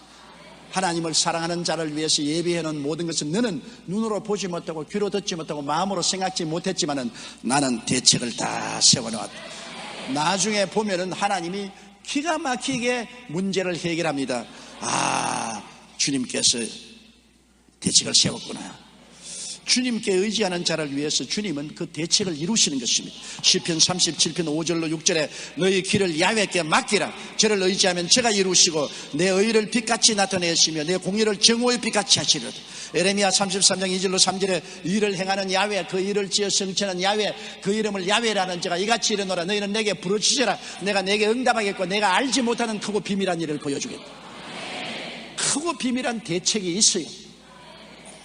우리가 하나님을 의지하고 부르짖으면 응답하는 것입니다. 그래서 하나님은 악을 선으로 바꾸어 주는 것입니다. 역전의 인생을 살게 한다. 악을 선으로 바꾸는 힘은 하나님밖에 없어요. 세상 일은 악하면 악으로 자꾸 떨어져 나가는 것입니다. 요셉이 형들에게 뭐 하겠습니까? 형들은 요셉을 팔아먹어서 17살에 30이 될 때까지 그는 13년 동안 형들 때문에 종살이하고 감옥살이 했는데도 불구하고 나중에 형들이 와서 요셉에게 무릎을 꿇고 사죄할 때 요셉이 이렇게 말했습니다. 당신들은 나를 헤아려 하였으나 하나님은 그것을 선으로 바꾸사 오늘과 같이 만민의 생명을 구원하여 하셨나니라. 해롭게 해도 하나님이 선으로 바꾸면 대책 없어요. 하나님이 선으로 바꾸는데 어떻게 해요? 뭐 하나님이 사람보다 약합니까? 전지전능 무소부시하신 하나님이 아무리 악을 행해도 선으로 바꿔버리고 악을 행해도 선으로 바꿔버리고 그러니 모든 일이 합동하여 선을 이룰 수밖에 없죠. 시편 23편 5절에 주께서 내 원수의 목전에서 내게 상을 베푸시고 기름으로 머리에 바르셨으니 내 잔이 넘치네. 원수가 오면 밥상 차려주시는 하나님. 시편 30편 11절에 주께서 나의 슬픔을 변하여 춤이 되게 하시며 나의 베옷을 벗기고 기쁨으로 띠띠우셨나이다. 아더 디마스 장로는 미국의 기독 시럽인 가운데 5손가락에 드는 신앙과 경영의 재력에 성공한 사람입니다. 그러나 그도 예전에 사업을 하다가 망해서 빚더미 위에 올라앉았습니다. 그래서 나는 하나님을 믿는데 하나님이 나를 이렇게 실패하게 합니까? 하나님 믿는 사람으로서 빚더미 위에 올라앉게 하십니까? 하나님 영광이 안 됩니다고 불평을 많이 했습니다. 그런데 그 빚을 갚기 위해서 아침에 일찍 나고 저녁에 늦게 나오면 죽도록 일해도 점점 빚은 더 늘어가고 더 깊은 수렁에 빠졌습니다. 그래서 하루는 금식하고 기도하면서 주님, 내가 무엇이 잘못되었습니까? 주님, 왜 예수 믿는 사람이 이렇게 깊은 수렁에 빠집니까? 그러다가 깨달았습니다. 사업이 문제가 아니고 내 태도가 문제구나. 사업의 주인이 하나님이 아니라 내 자신이었구나. 내가 주인 노릇해서 사업을 이끌어가고 하나님을 사업의 주인으로 삼지 않은 태도가 잘못되었구나. 하나님 앞에 크게 회개하고 그 다음부터는 모든 일의 계획에서부터 결제까지 모두 주님께 의지했습니다. 무슨 문제가 생겨도 주님과 의논했습니다. 이렇게 사업을 주님께 맡기면서 기회가 있을 때마다 복음 전도하러 다녔습니다. 그러니까 사람들이 말하기로 지 꼬락서니에 사업도 망하면서 시간 있을 때마다 전도하러 다닌다고 이 도시 저 도시를 돌아다니니 이제는 사업이 완전히 거들이 날 것이라고 했는데 일이 그렇지 않았습니다. 결과는 전혀 달랐습니다. 망하던 회사가 일어나기 시작하더니 놀라울 정도로 번창했습니다. 그가 사업을 운영하던 원칙은 6가지였는데 첫째, 주일은 반드시 성수한다. 둘째, 하루의 첫 시간에 반드시 기도한다. 셋째, 온전한 11조를 반드시 드린다. 넷째, 더 많은 시간과 더 많은 돈을 주님을 위해서 쓴다. 다섯째, 주님을 완전히 나의 주인으로 모신다. 여섯째, 사업의 모든 문제와 필요를 주님께 기도하고 주님이 해결하도록 기다린다. 이 원칙대로 살면 전적으로 하나님을 의지하자 그 인생과 사업이 하나님 큰 축복을 받고 하나님이 해결해 주어서 나중에 큰 거부가 되어 미국의 CCC 회관을 짓는데 거액을 헌금하고 생전에 자신의 유산을 정리해서 5,600억 원을 선교 재단에 헌금했습니다.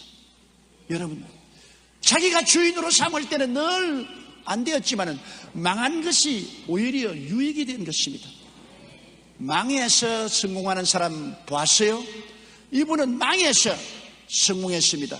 합동하여 선을 이룬다고 하나님을 사랑하고 그 뜻을 알고 받들면은 망하는 것도 흥하는 것이요, 안 되는 것도 되는 것이요, 죽는 것도 사는 것이 되는 것입니다.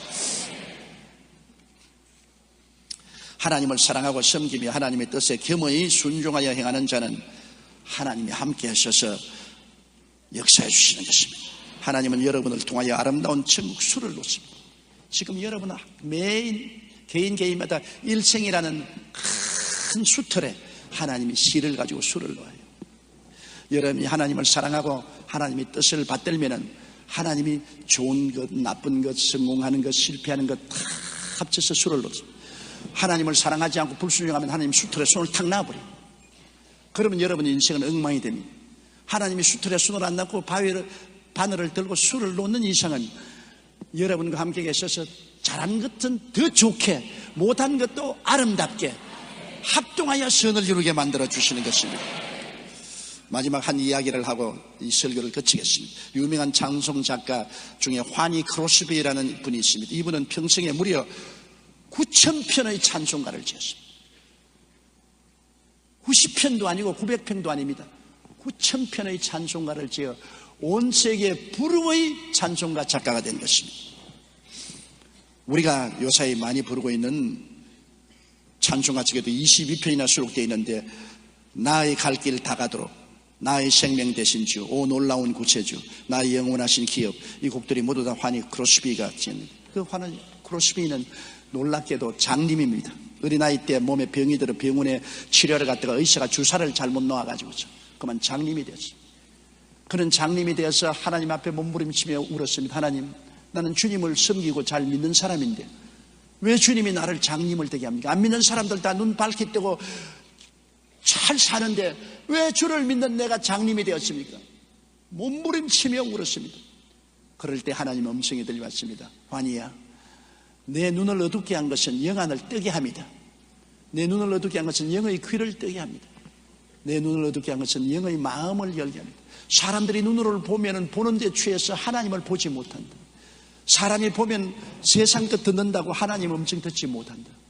사람이 눈을 떠서 보면은 세상 것 마음에 채워놓고 하나님 것 채워놓지 않는다. 나의 뜻을 이루기 위해서 너는 장님이 되었으니 합동하여 유익이 될 것이다. 그는 거기에서 마음의 평안을 얻고 기도를 했는데 하나님이 영감을 부어주기 시작했습니다. 그래서 남이 보지 못하는 것 보고, 남이 듣지 못하는 것 듣고, 남이 깨닫지 못하는 것 깨달았습니다.